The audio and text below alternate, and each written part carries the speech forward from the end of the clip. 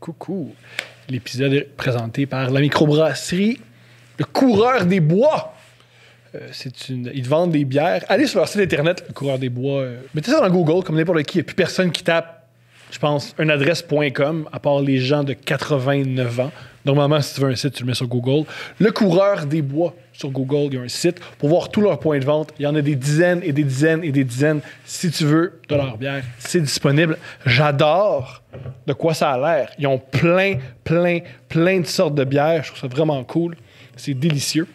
Et je trouve ça important. Pour moi, c'est un commanditaire important parce que Mathieu Lévesque travaille pour cette entreprise et c'est le premier gars qui a cru en moi, qui m'a donné un 45 minutes. C'est le premier gars qui m'a écrit par lui-même et qui m'a dit « Tom, viens faire un show dans mon bout, à Dolbeau, devant mon monde, pendant 45 minutes. Je suis sûr que ta face sur une marquise, on peut vendre des billets. » C'est le premier qui m'a offert autant de temps de scène.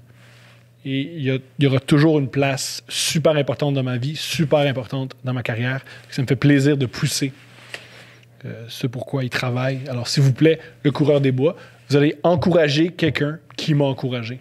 Alors, si vous voulez boire une bière et vous ne savez pas laquelle boire, s'il vous plaît, cette bière-là, ça encourage quelqu'un qui fait... Si tu m'aimes, et si je fais encore ça, c'est en partie grâce à Mathieu Lévesque. Alors, merci beaucoup. Sur ce, le podcast commence.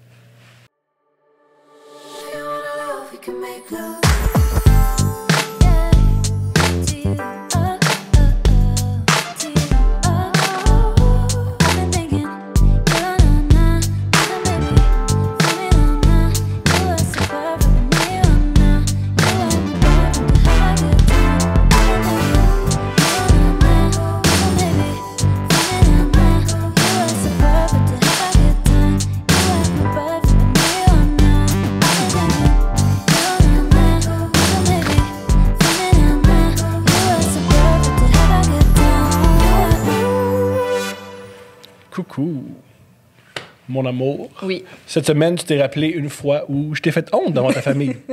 Une autre fois. Une autre fois! C'est sûr! C'est sûr qu'il y en a plusieurs et qui sont toutes savoureuses. Laquelle dont tu veux qu'on parle? Non, oui, je sais de laquelle que tu veux qu'on parle. C'est de la foi. Où j'ai une petite nièce d'environ 7 ans.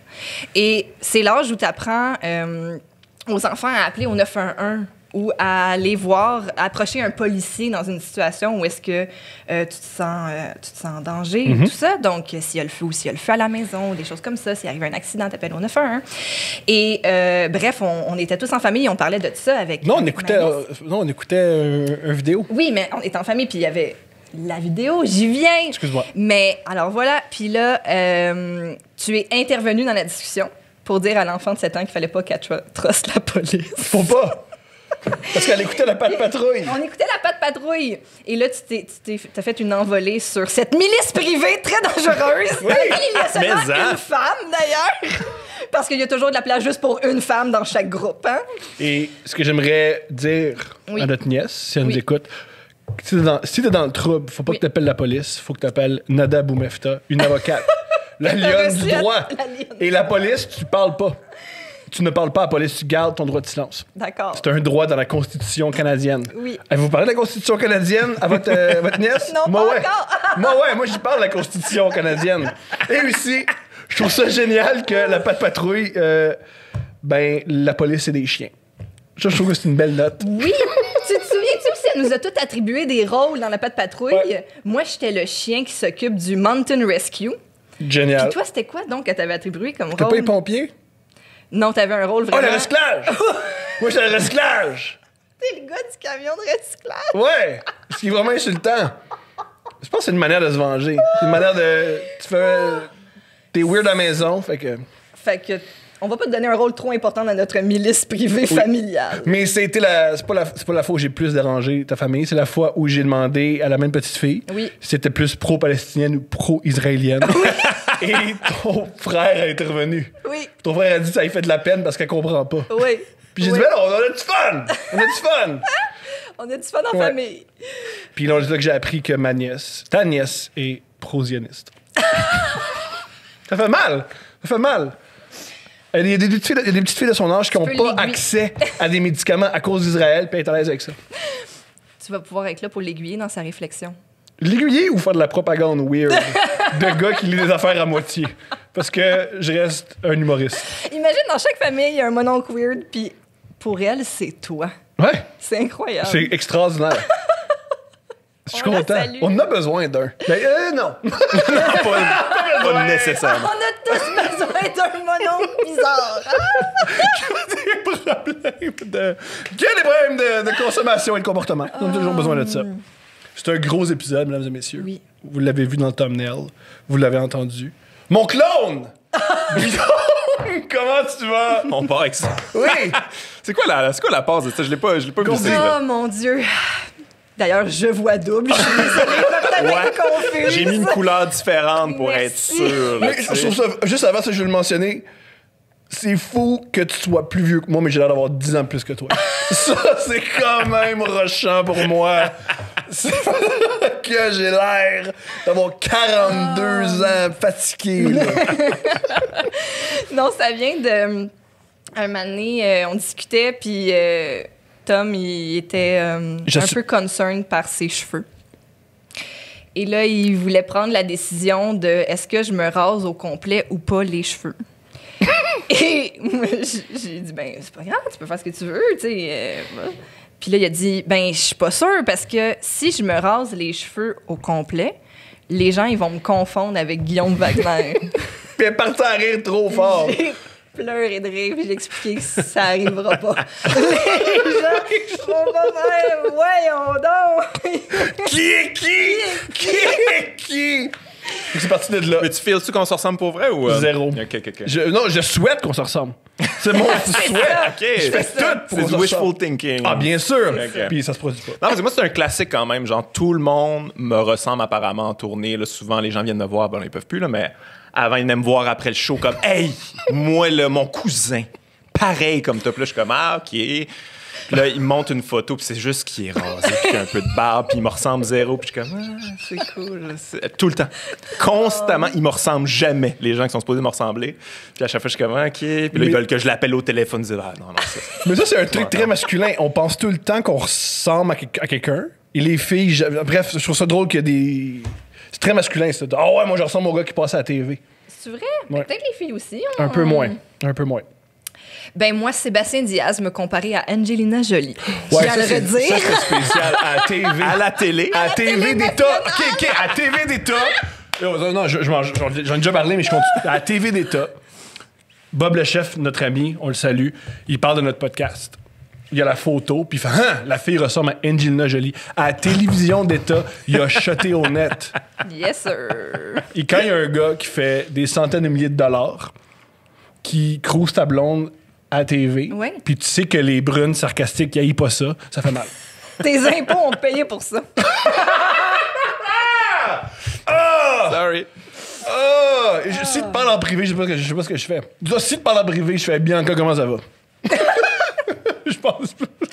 C'est génial que je sois cancel parce que je me mets à parler à Bianca Gervais parce que je pense que Sébastien Diaz a un fling avec toi. Ça commence comme ça. Ça commence comme ça. Mais oui. Mais t'as-tu invité? Tu vas-y aller? Si j'étais... Hein? L'émission, là? Ben, c'est que Bob, le chef, il était invité à son émission, puis les gens partageaient leur coup de cœur culturel, puis là, il a parlé de notre podcast. Mais ils nous ont pas invités. Oui, note, les gens de télévision, quand ils lisent Couple ouvert, ils ricanent puis ils virent fous. Ouais, c'est un drôle de choix quand même. C'est un peu comme Sexe illégal qui se sont appelés Sexe illégal. C'est comme. Ça induit en erreur quand même. Oui. Oui, C'est on a, fun de s'amuser on a avec la- beaucoup de gens qui sont induits en erreur, qui nous écrivent en privé en disant voulez-vous faire de quoi vendredi soir? On explique. Un podcast? Ouais, on peut. Non, voici un lien pour le show, mais mettez ça quand vous faites l'amour, mais on va pas Mais moi, à chaque participer. fois que les gens prennent au pied de la lettre couple ouvert, l'autre exemple que j'ai en tête, c'est tout le temps est-ce que ces mêmes personnes pensent que les deux hommes en or sont en or? Oui. Imagine-tu, t'ouvres ta télé et t'es déçu. T'es comme, je m'attendais à deux hommes en or. Puis c'est Patrick Lagacé et Pierre-Yves Lord. Ça, c'est le maximum des hommes. C'est le pic. On peut pas dépasser ça. Oui, duo. En effet. Je voulais parler avec Guillaume parce que on est en pandémie. En pandémie. On s'ennuie un petit peu. on cherche des choses à faire. Mais on s'est mis à s'échanger et à commenter sur des documentaires. Écoute, moi, je m'ennuie zéro. Hein. Moi, j'adore ça. Je ferais que ça de ma vie. Moi, j'ai Ça- découvert une passion quand même. Ouais. Moi, je fais que ça en pandémie. J'écris le jour, puis le soir, je fume du weed. Ouais. J'écoute des documentaires. C'est que ça je fais. Si vous Un en petit avez docu. d'ailleurs, Ben, envoyez des c'est ça. suggestions. J'adore ça. Je sais pas pourquoi. En fait, je sais pourquoi. J'ai écouté The Last Dance, meilleur documentaire de tous les temps, là, je pense, sur Michael Jordan. Puis je fais comme, c'est vrai que c'est bon un documentaire quand c'est bon. T'sais. Fait que là, j'en ai cherché, puis il y en a plein de Moi, bons. c'est ma passion. Ça me fait plaisir de t'en suggérer. Mais pas des documentaires compliqués, là. Pas Non, des non. affaires genre sur, je sais pas, les batraciens, whatever. Ça Non, m'intéresse non, moi, j'en ai un. pas. Moi, je veux des non. affaires vraiment d'hommes, là, tu sais. Ben moi, un truc que je pense que tu vas adorer, ça s'appelle The Queen of Versailles. Et c'est l'histoire... Ouais, j'ai entendu parler, j'ai pas vu, mais C'est ouais. incroyable. Ouais, C'est ouais. incroyable. Pour Ça a ceux qui l'air nous bon. écoutent, C'est bon. c'est une dame en Floride qui sort avec un manga. Lui, c'est du timeshare. Tu achètes un condo en Floride, mais tu l'as juste genre 3 jours là, sur une année, mais ça te paye vraiment. Fait qu'il est super riche. Ouais, ouais. Ils veulent se reconstruire Versailles en Floride. Mais pendant le documentaire, la crise des hypothèques De l'immobilier de 2008. Oui. tombe, arrive, fait qu'ils peuvent plus. Ils font faillite. Et tu vois une famille hyper riche faire faillite et c'est hilarant. Wow. Puis c'est fascinant Ouais. parce qu'ils perdent tout.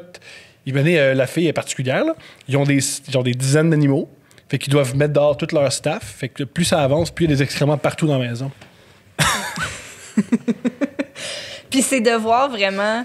Ben, on le voyait aussi un peu dans... Puis ici, c'est la décadence. Là. M'amener, ils disent, là, faut serrer la ceinture. Ben, la fille, a fait OK! Puis à Noël, elle achète, je pense, pour quelque chose comme 13 000 $ de cadeaux au Walmart.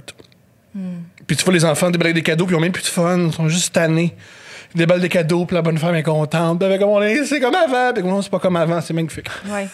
Moi, Mais j'adore les documentaires où c'est pas ce qu'ils pensaient qui allait arriver qui arrive, là. Ouais. J'adore ça. Je pense que j'en ai déjà parlé de ce documentaire-là. Je me rappelle plus comment ça s'appelle, mais c'est un gars qui s'appelle Troy Duffy, je pense. Il a fait The Boondock Saints. C'était comme un film des années 90. C'est devenu comme culte en vidéocassette, mais c'est pas au cinéma. Mais bref, c'est un gars qui s'est fait repérer par Harvey Weinstein. Il était bouncer dans un bar à Boston. Puis lui, il a écrit un scénario, en fait. Puis il a compris que c'était Harvey Weinstein. Il a donné le scénario, tu sais. Puis le Weinstein, il a aimé ça. Il a tellement aimé ça qu'il a donné un espèce de gros contrat, genre une avance d'1 million de dollars. Des affaires qui n'avaient pas de sens. Là, il y avait cet argent-là à l'époque. Je pense que c'était dans le temps de Tarantino. Il cherchait des nouveaux talents, puis tout ça. Puis là, lui, le gars, il fait comme, c'est parti. Je vais aller au top d'Hollywood. Fait que je vais tout filmer ça. Parce que je suis le plus narcissique des imbéciles. Fait qu'il a tout filmé ça, mais ça s'est tellement mal passé. C'est un asshole, le gars. Genre, il gueule après des exécutifs, tu sais, puis il gueule après une fille, il raccroche, puis il demande c'est qui ça? Ouais, c'est comme la sous-boss là, de Universal, mais comme, oh shit, c'est pas bon, ça fait. Tout crash, là, tu sais, ça marche pas, il perd tout son argent, le film, finalement. Il réussit à le faire indépendant, mais tout croche. Finalement, ça a marché quand même, ce film-là, mais c'est hot de voir la descente aux enfers de quelqu'un qui l'a filmé, là, il avait pas prévu ça, puis il est juste comme, ouais, là, on vient de perdre notre star numéro 1. Mais dans la montée, c'est fou, là, tu sais, genre Patrick Swayze veut jouer là-dedans, Sylvester Stallone, en tout cas, il y a plein de... Les grosses vedettes, c'est le buzz à Hollywood. Hey, on veut faire ce film-là. Mais finalement, ça chie bien raide, puis lui, il a tout filmé ça comme un imbécile. C'est pas super qualité, là, évidemment, le documentaire, mais fuck que c'est bon. Je vais essayer de vous retrouver le nom. Je suis sûr que c'est sur YouTube. Mais c'est facile à trouver, tu sais, Boondock Saints, le réalisateur de ça, puis, mais ouais, il y a un documentaire Si là-dessus. on trouve un lien, on va le mettre dans la description YouTube. Ah, génial! C'est cool ce documentaire-là. Le monde qui vire fou. Ouais. C'est les plus beaux documentaires, c'est le monde qui vire fou. Ouais, le monde narcissique qui décide de se documenter, de s'auto-documenter, ça risque de chier. Tu sais, le documentaire Tous les humoristes parlent, Comedians de Jerry Seinfeld. Le Ouais. film est bon à cause de l'autre gars, Ouais, Orny tout à Adams. fait. Parce que dans le documentaire Comedians, ce que Jerry Seinfeld fait, c'est il filme il recommence à zéro à construire une heure. OK. Mais il se dit, c'est pas assez. Alors le film est coupé en deux. T'as la partie de Jerry Seinfeld et t'as la partie d'un up-and-comer qui s'appelle Orny Adams, mais un nom au monde, qui lui veut un petit peu le statut de Jerry Seinfeld. Ouais. Mais il est névrosé fois 10 000. OK. Et il n'y a pas de filtre. OK. Alors, C'est un gars qui exprime tout son ego et son narcissisme. C'est génial. Ouais, il envoie chier des gros agents, puis tu sais, il se voit plus big que tout le monde, puis il est pas mauvais. Non. Il il est quand même pas si mal, mais il Ouais. est pas assez bon pour ce qu'il pense qu'il est, là. Pour l'attitude. Puis il est dégueulasse. Il est Mais dégueulasse. chiale, Là, tu vois Jerry Seinfeld donner des conseils, puis là, tu le vois que lui est comme... Puis le documentaire décroche. c'est un peu, il est un peu construit comme, regarde comme moi, je suis calme, puis serein, puis regarde l'autre imbécile, puis lui, il pogne les nerfs, puis parce que, évidemment, les meilleurs, Jerry Seinfeld, c'est lui qui monte à la fin, celui qui a un final cut. Tous les moments Exact. où Jerry Seinfeld est génial, tu le vois, puis lui, tandis que l'autre, Ouais. Mais c'est Ouais, vrai ouais. que tu reprochais un peu à The Last Dance, justement, toi. j'haïs ce film-là, moi. Ah ouais? Toi, t'as pas aimé J'haïs ça? Ouais. Pourquoi donc déjà?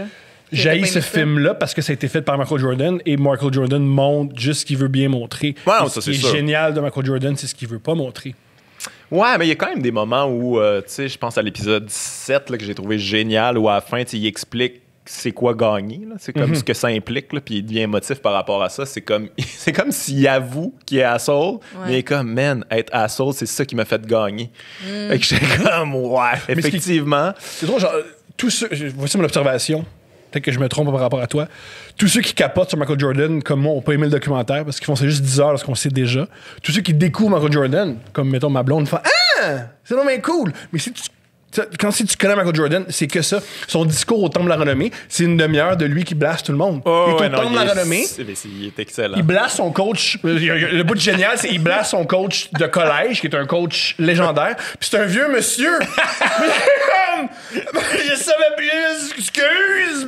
Puis ça marchait tes calices d'affaires. Qu'est-ce que tu fais à me blaster? Tu sais, t'es à l'aube de la mort, là, dans ta petite chaise blanche. Oh, il est tu mort, t'en là. vas, tu dis, mon ancien élève, il reçoit un beau trophée. Puis là, tu t'assois, puis il te blasse. Ouais. Je sais, Il dit, je voyons. m'en souviens, en 82, t'as pas voulu que je sois sur Sport Illustrated, hein? Ben, j'ai gagné le championnat grâce à moi. Puis, ben, oui, tout est bien qui finit bien. C'est En même génial. temps, je suis 100% comme ça, moi aussi. Fait que moi, tous mes profs à l'école de l'humour qui m'ont donné un seul mauvais commentaire, je me rappelle de tous leurs noms. Ouais, moi aussi. J'aimerais, j'étais à la même place. J'étais à la même. C'est j'ai un des- moteur. Je sais, je vais Ouais. pas aller les blaster, mais ça moi, ça a j'ai- longtemps été un moteur. Ça l'est plus, là, mais ça a longtemps été comme si tu m'as le montré, mes tabarnak. tu Vous sais. voyez bien. Ah, moi aussi, je comprends ça. J'ai encore des noms en tête. Donc, ouais. Uh-huh. Ah, ouais, On a sûrement les mêmes. m'a fait couler ce cours-là. OK, c'est Peux-tu cool. couler un cours à l'école de l'humour? Non. OK. Non, parce que je suis assez manipulateur pour toujours avoir 60. OK. Il y a moyen de. Ok. Je suis rentré à l'école sans diplôme sur la Ça scène. se fait couler un cours à l'école de l'humour? Ouais, oui. il y en a un qui a doublé, tu sais. Ben, Alex Cha- voyons donc! Alex Champagne. Ben, c'est ça. Alex Champagne, il dit, moi, j'écris pas mes Il affaires. était dans mon année. Ok. Il faisait rien, là. Il faisait rien. Là. Mais tu sais, comme il était jeune, il était je pense qu'il avait 19 ans quand il était avec nous autres. Puis Ok. c'est à chaque vendredi, il faut faire un numéro. Lui, il était pas tout à fait préparé. Là. Il faisait souvent la même affaire, en fait. Puis là, à un moment donné, ils ont dit, ouais, Alex. Là. Mais je pense qu'ils l'ont fait doubler plus pour que, gars, t'es trop jeune. Prends une année de plus, ça va être bénéfique. Puis je pense que ça l'a été, tu sais. OK. Mais ça se peut, ouais, Eh effectivement. ben, coudon. Mais OK, mais sinon, revenons au documentaire sportif parce que là, je veux qu'on parle un documentaire sportif qu'on a adoré. Juste je avant, je crois. peux te mentionner une affaire que je t'ai dit dans le char à propos de Michael Jordan. Mon anecdote qui, je pense, n'est pas dans le documentaire, est exceptionnelle.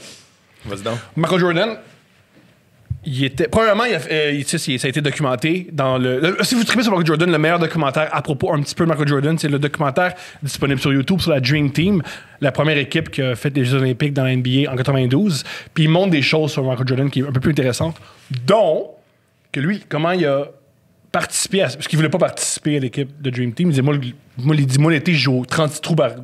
Lui, il joue 36 trous de golf par jour. Par jour. Par jour. Ça, ok. Lui, je- OK. Fait que moi, je veux faire ça. Puis pendant la Dream Team, il faisait ça. Il faisait 30, à chaque Évidemment. jour, 36 trous le jour. La nuit, il gamblait. Il dormait pas. OK. La nuit, il Complètement gamblait. crazy. Pour Moi, je vrai, m'en il n'y a fous. pas rapport, ce gars-là. Et la journée, il jouait 36 trous. Puis après ça, il battait genre l'Ouganda par 56 points. Puis aussi, c'est dit la raison pourquoi je participe à cette équipe-là, c'est pour observer en pratique mes adversaires. Ouais. Parce que c'est tous les gens avec qui je vais me ramasser en, Ouais. en Ouais, série ouais, éliminatoire. ouais, ouais. Je vais pouvoir Ouais. voir comment ils pratiquent, c'est quoi leur jeu, Ouais. puis les battre. Ce qui a marché. Ouais. Charles Barkley, qui jouait avec Phoenix, il s'est ramassé en finale contre Charles Barkley. Ouais. Et là, Michael Jordan, il a une idée. Juste pendant la série ou juste avant la série, il l'a amené jouer au golf. Et il a donné un super beau bijou qui vaut des dizaines de milliers de dollars. Puis il y a bien des journalistes qui ont appris ça, puis en fait, pourquoi tu as fait ça? Puis il m'a dit, c'est évident. En lui donnant un bijou, puis en jouant au golf avec lui, il pensait qu'on était amis. Alors, pendant la série, il me frappait pas.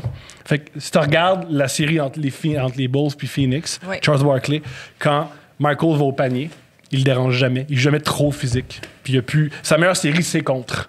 Puis, je pense que sa moyenne de points, c'est 40 ou 50 points. Ah, mon Dieu, fou, ça tellement hâte, ça devienne une mode. T'sais, avant chaque finale, il y a une équipe qui va apporter plein de bijoux à l'autre équipe. Ah, merci. Stratégique. Mais Tom, Wow. mais Tom Brady fait... Ben là! Tom Brady l'a fait avec Mahomes cette année. Ah ouais? Tom Brady en série disait Yo Mahomes, il y a des qualités athlétiques que j'ai pas. Il l'a vraiment flatté. Ouais, il a l'air à faire ça lui aussi. Il avait fait ça avec Drew Brees aussi, là, tu sais, que c'était probablement son dernier match, puis il était chumé avec avant. Puis ouais, j'avoue que c'est une stratégie qui peut fonctionner, j'imagine. Tom Brady, les Billy. bijoux, ça me fait rire. Je pense que c'est l'image des bijoux, je m'imagine L'autre, juste des gros bijoux. Stratégie pour les gens qui vont aller à l'émission Le Prochain Stand-Up. Apporter des bijoux au juge. À Louis Morissette, Une couronne. Yeah, Louis, t'es le meilleur! Des crises de grosses Ouais. bagues. Tu sais, PA. Dans un coffre, là, tu sais. Puis ça brille. J'avoue ma chronique à énergie. J'avoue ma chronique payée 110 piastres. Puis voilà. Aïe, aïe, aïe. Ouais. C'est ça ma grosse anecdote de Michael Jordan. Ben, j'adore. Est-ce qu'il en parle qui a frappé Steve Kerr dans le documentaire? Ouais, il en parle. Ça, Il en c'est parle génial. assez longtemps même. Mais c'est ça, il expose quand même ses côtés asshole, ses côtés gambler un peu. C'est curieux, en 10 heures, le documentaire, il parle pas de sa femme. Ah ouais, c'est vrai ça. Mais non, parce que sa femme n'a pas un super rapport avec sa femme. Je sais pas. Ben, non. Il n'a pas acheté assez de bijoux. Il en achète pas de tout le monde bijoux. qui veulent gagner partout, ils veulent aussi gagner dans leur relation amoureuse. Ouais, non, ça, c'est Et clair. je pense que on le sait tous, Michael Jordan, il était fidèle tout le long. Il n'a jamais couché avec... Aussi, le truc génial, le truc que j'adore le plus, là où j'ai décroché du documentaire, c'est quand, au début de sa carrière, quand il a repêché avec les Bulls, il dit que les Bulls sont fuckés. Là, puis tout ce qu'ils font, c'est faire de la poudre puis coucher avec des prostituées. Ouais. Mais Michael, pendant ce temps-là, il lit des livres policiers dans une autre chambre. Comme, je sais pas si c'est un gars de 22 ans qui fait « Veux-tu faire de la poudre puis des prostituées? » Puis il fait « C'est parce que j'ai pas fini mon Sherlock Holmes. » Ouais, mais allez, prenez de l'avance. Je vous rejoins. Ça sera pas trop long. Ah ben, là, j'avais pas pensé que c'était lui. Le tueur, c'est le narrateur. J'avais pas pensé. Pendant ce temps, il entend. Parce que je lis les gars, là. Ça, c'est... là, s'il vous plaît. Prenez de l'avance. Fait que de quoi tu veux parler, mon amour? Je voulais parler de Tiger Woods. Meilleur gars. Parce que Ouais. quel Ça, c'est excellent bon. documentaire. Mais il y a un lien quand même. Il était chumé avec Michael Jordan quand même. Je pense Ouais. que c'est lui qui l'a amené à la déchéance, en fait. C'est ça, C'est ce qu'on comprend, tu sais. Ouais. Il l'amène à Vegas. Ouais. Mais j'ai adoré, moi, ce documentaire-là, parce que là, justement, c'est pas produit là, par Non, Tiger. voilà. Non. Alors voilà, on a accès à Je pense d'autres qu'il n'y aurait pas informations. accès. Dans ton documentaire, les filles avec qui t'as couché puis qui ont Ouais. parlé de toi dans les médias puis qui t'ont donné des chèques, ils vont être dans le documentaire. Je pense que non! Je pense que ces femmes-là, on a déjà... Fait que, est-ce que tu as aimé ce Ben documentaire-là? moi, je connaissais pas. Je veux dire, je connais Tiger Woods, je sais que c'est un des meilleurs de tous les temps. J'ai déjà vu une couple de trucs quand même, mais pas plus que ça. Je savais pas, moi. Je savais pas qu'il avait été comme drivé, là, carrément. Là, tu sais, genre, tu vas faire ça jusqu'à. Il y a des images de lui, il est tout petit, là, tu sais, puis qu'il faut qu'il pote la télé, puis ils sont Avec comme. Bob Hope qui est mal à l'aise. Incroyable. puis à un moment donné, il demande, c'est genre, hey, t'aimes-tu ça jouer au golf? Puis tu sais, I wanna go popo. Tu sais, il est à ce niveau-là. Là, Il y a 2 genre, ans. il veut aller faire caca au lieu de jouer au golf. Puis tout le monde est comme, tu sais, vous êtes pas des monstres en ce moment d'obliger Moi, un enfant. Le documentaire est tiré du livre. Et dans le livre, Bob Hope, il mentionne que c'est bizarre ce qu'ils font à l'enfant. Bob Hope, il est comme, ouais, c'est pas bon, ça. Ouais, c'est- C'est 0-0 bon, là. Mais tu sais, ça donnait. C'est ça qui est weird de toutes ces affaires-là, c'est que. Tu sais, Michael Jordan, c'est un malade mental, là, comme carrément un des pires assauts qu'il n'y a pas. Ça a C'est donné le meilleur joueur de tous les temps. Tiger Woods, genre, pas un humain, là, on s'entend. Là. Il a comme été, comme, depuis son enfance, tu vas être le meilleur de tous les temps, puis il est devenu. Là. Tu sais, je veux dire, bon, il y a quand même, c'est contestable, mais il est devenu excellent. C'est juste qu'il a tout sacrifié son humanité au complet pour devenir ça. Ça vaut-tu vraiment la peine? Je ne sais pas trop. Ouais. Mais moi, ça m'intéresse ces documentaires-là parce que le rapport entre la vedette puis le public, comment nous, on départage ça. Tu sais, comme, honnêtement, tu regardes Tiger Woods jouer puis t'es comme... c'est galvanisant. Là. T'es comme, ah mon Dieu, il est tellement bon. Il a fait ce trou-là, peut pas croire. Même avec Michael Jordan, il fait des shots que t'es comme, OK, mais t'es pas un humain dans le fond, t'es comme une autre affaire. Ça nous donne espoir qu'on peut être plus que ce qu'on est. Mais en même temps, c'est des mardes, souvent. Là. Pas tout le temps, là, mais comme des. C'est pas des C'est super pas juste des bonnes- mardes envers les autres. Ouais. Leur vie a l'air d'une. Ils sont tout le temps en douleur. Je veux dire, un truc qui a fait tomber. C'est plus documenté dans le livre que dans le documentaire, c'est qu'il était sur toutes les pilules. Ah ouais, non, c'est ça, mais Parce écoute. qu'il se fait opérer. Quand tu te fais opérer au dos puis au genou, cela fait mal. Alors, il est sur toutes les pilules, il n'arrive pas à dormir, il est tout le temps en souffrance. Là. Mais la vidéo où il se fait arrêter, je veux dire, ça. Ah Je ouais. sais même pas c'est quoi. J'ai jamais été état-là. arrêté de même. Moi. J'ai jamais. J'ai essayé. jamais Puis senti je suis jamais rendu là, man. Puis j'ai déjà voulu. J'ai voulu avoir un œil ici, mais un autre là. Puis lui est en train de conduire probablement une voiture, il va beaucoup trop vite pour. Quand j'allaitais la nuit, ça ressemblait à ça. Fait l'alphabet à l'envers. Mauve. Oh, il demande. Oh, t'es où? J'étais en Californie. T'es en Floride, chérie. T'es en Floride, man. Je sais pas pourquoi tu nous parles de la Californie, man. Mais c'est ça, même affaire. T'es où? Dans la Californie! Avec les seins qui coulent. Aussi, dans le documentaire, c'est montré que. Puis aussi dans le livre, dès sa naissance, c'est un projet de son père. Son père Ouais, voulait tout à faire de ce petit garçon-là le meilleur joueur de Prodige. golf au monde. Ce qui est tellement un projet bizarre, là. Ben, parce que lui, il voulait ça, tout simplement, là, tu sais. Mais Il aurait déjà, voulu c'est- que ça soit lui, tu sais. Mais c'est étrange quand même. Mais c'est tout le temps ça, là. C'est tout le temps comme les grands athlètes, tout le temps le père qui est comme non, écoute, tu vas aller lui montrer tous mes échecs. Ça va pas se poser, là. Viens rattraper tout ce que j'ai raté. C'est la quintessence du père qui se bat avec l'arbitre à l'aréna. Ouais, tout à C'est fait. man. vraiment là. Puis aussi, ce qui est fucked up avec cette histoire-là, c'est qu'il y a bien des pères qui font ah, mais ça marche. Ouais, c'est ça. Faut juste que tu commences tôt. Puis aussi, c'est pour ça que ça J'ai marche pas pas. que mon- commencé assez tôt. Ouais, c'est Pour ça ça, ça qui marche. discipline, tu Ouais, sais. mon fils, c'est que je crie, faut que je fasse genre 15 fois plus. Une fois, il y a un documentaire sur Netflix, je sais plus comment ça s'appelle, mais c'est des pères avec leurs enfants, OK. des jeunes athlètes de comme 13-14 ans. Puis ce qui est drôle dans les trois cas, c'est que tu vois que les petits gars, ils ont pas ce qu'il faut pour se ramasser dans les ligues. Comme il y a un père avec des spikes puis bleaché qui veut que mon fils se ramasse dans NBA, mais c'est un petit blanc qui va jamais mesurer plus que 6 pieds 1. Là. Fait que je doute que tu te rendes dans l'NBA. Et il y en a un autre qui c'était le fucked up. Il voulait que son fils soit le meilleur safety dans la NFL. Ce qui est le rêve le plus bizarre au monde. C'est assez niché, quand même. Il l'entraîne dans un parc puis il fait quelque chose de tellement agressif pour avoir joué au football.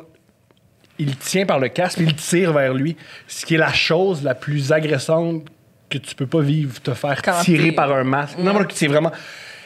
Fait que je trouve ça vraiment weird, les pères qui voient ça comme modèle puis qui font « Mais si ça marchait pour Wayne Gretzky, puis si ça marchait pour Tiger Woods, il faut que je crie après mon fils. » Tu dis les pères, il y a des mères aussi. Tu sais, moi, je viens de. Je faisais de la danse quand j'étais jeune, puis tout. Puis, tu sais, il y a toute l'émission Dance Mom. C'est ça aussi. Là, on dit les pères depuis tantôt. Ouais, les ouais. mères Non, mais aussi, c'est par vrai. rapport à- J'ai aux une jeunes anecdote filles, là-dessus. Je ça pense, je aussi. me rappelle plus dans quel documentaire, mais Wayne Gretzky, à un moment donné, il parle de.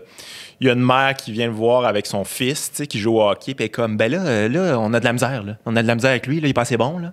Fait que là, dis-y combien d'heures par jour tu pratiquais, là, pour qu'il fasse la même affaire, pour qu'il devienne comme toi, puis c'est bien comme.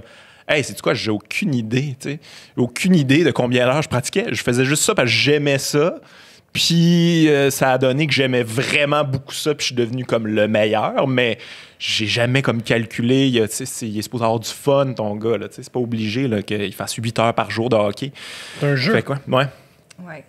Mais c'est drôle, tu sais, justement, dans le documentaire de Tiger Woods, le père, il raconte ça comme si c'était une bonne anecdote. Puis c'est quand même placé dans le documentaire comme si c'était vraiment inspirant. Il est comme, on plaçait le bébé dans sa chaise haute, je drivais, puis là, le bébé, il suivait les balles. C'est comme, aïe, aïe, c'est de la torture. Là, Ouais. tu sais, ceux qui suivaient les balles, qui voulaient qu'il fasse d'autres. Comme...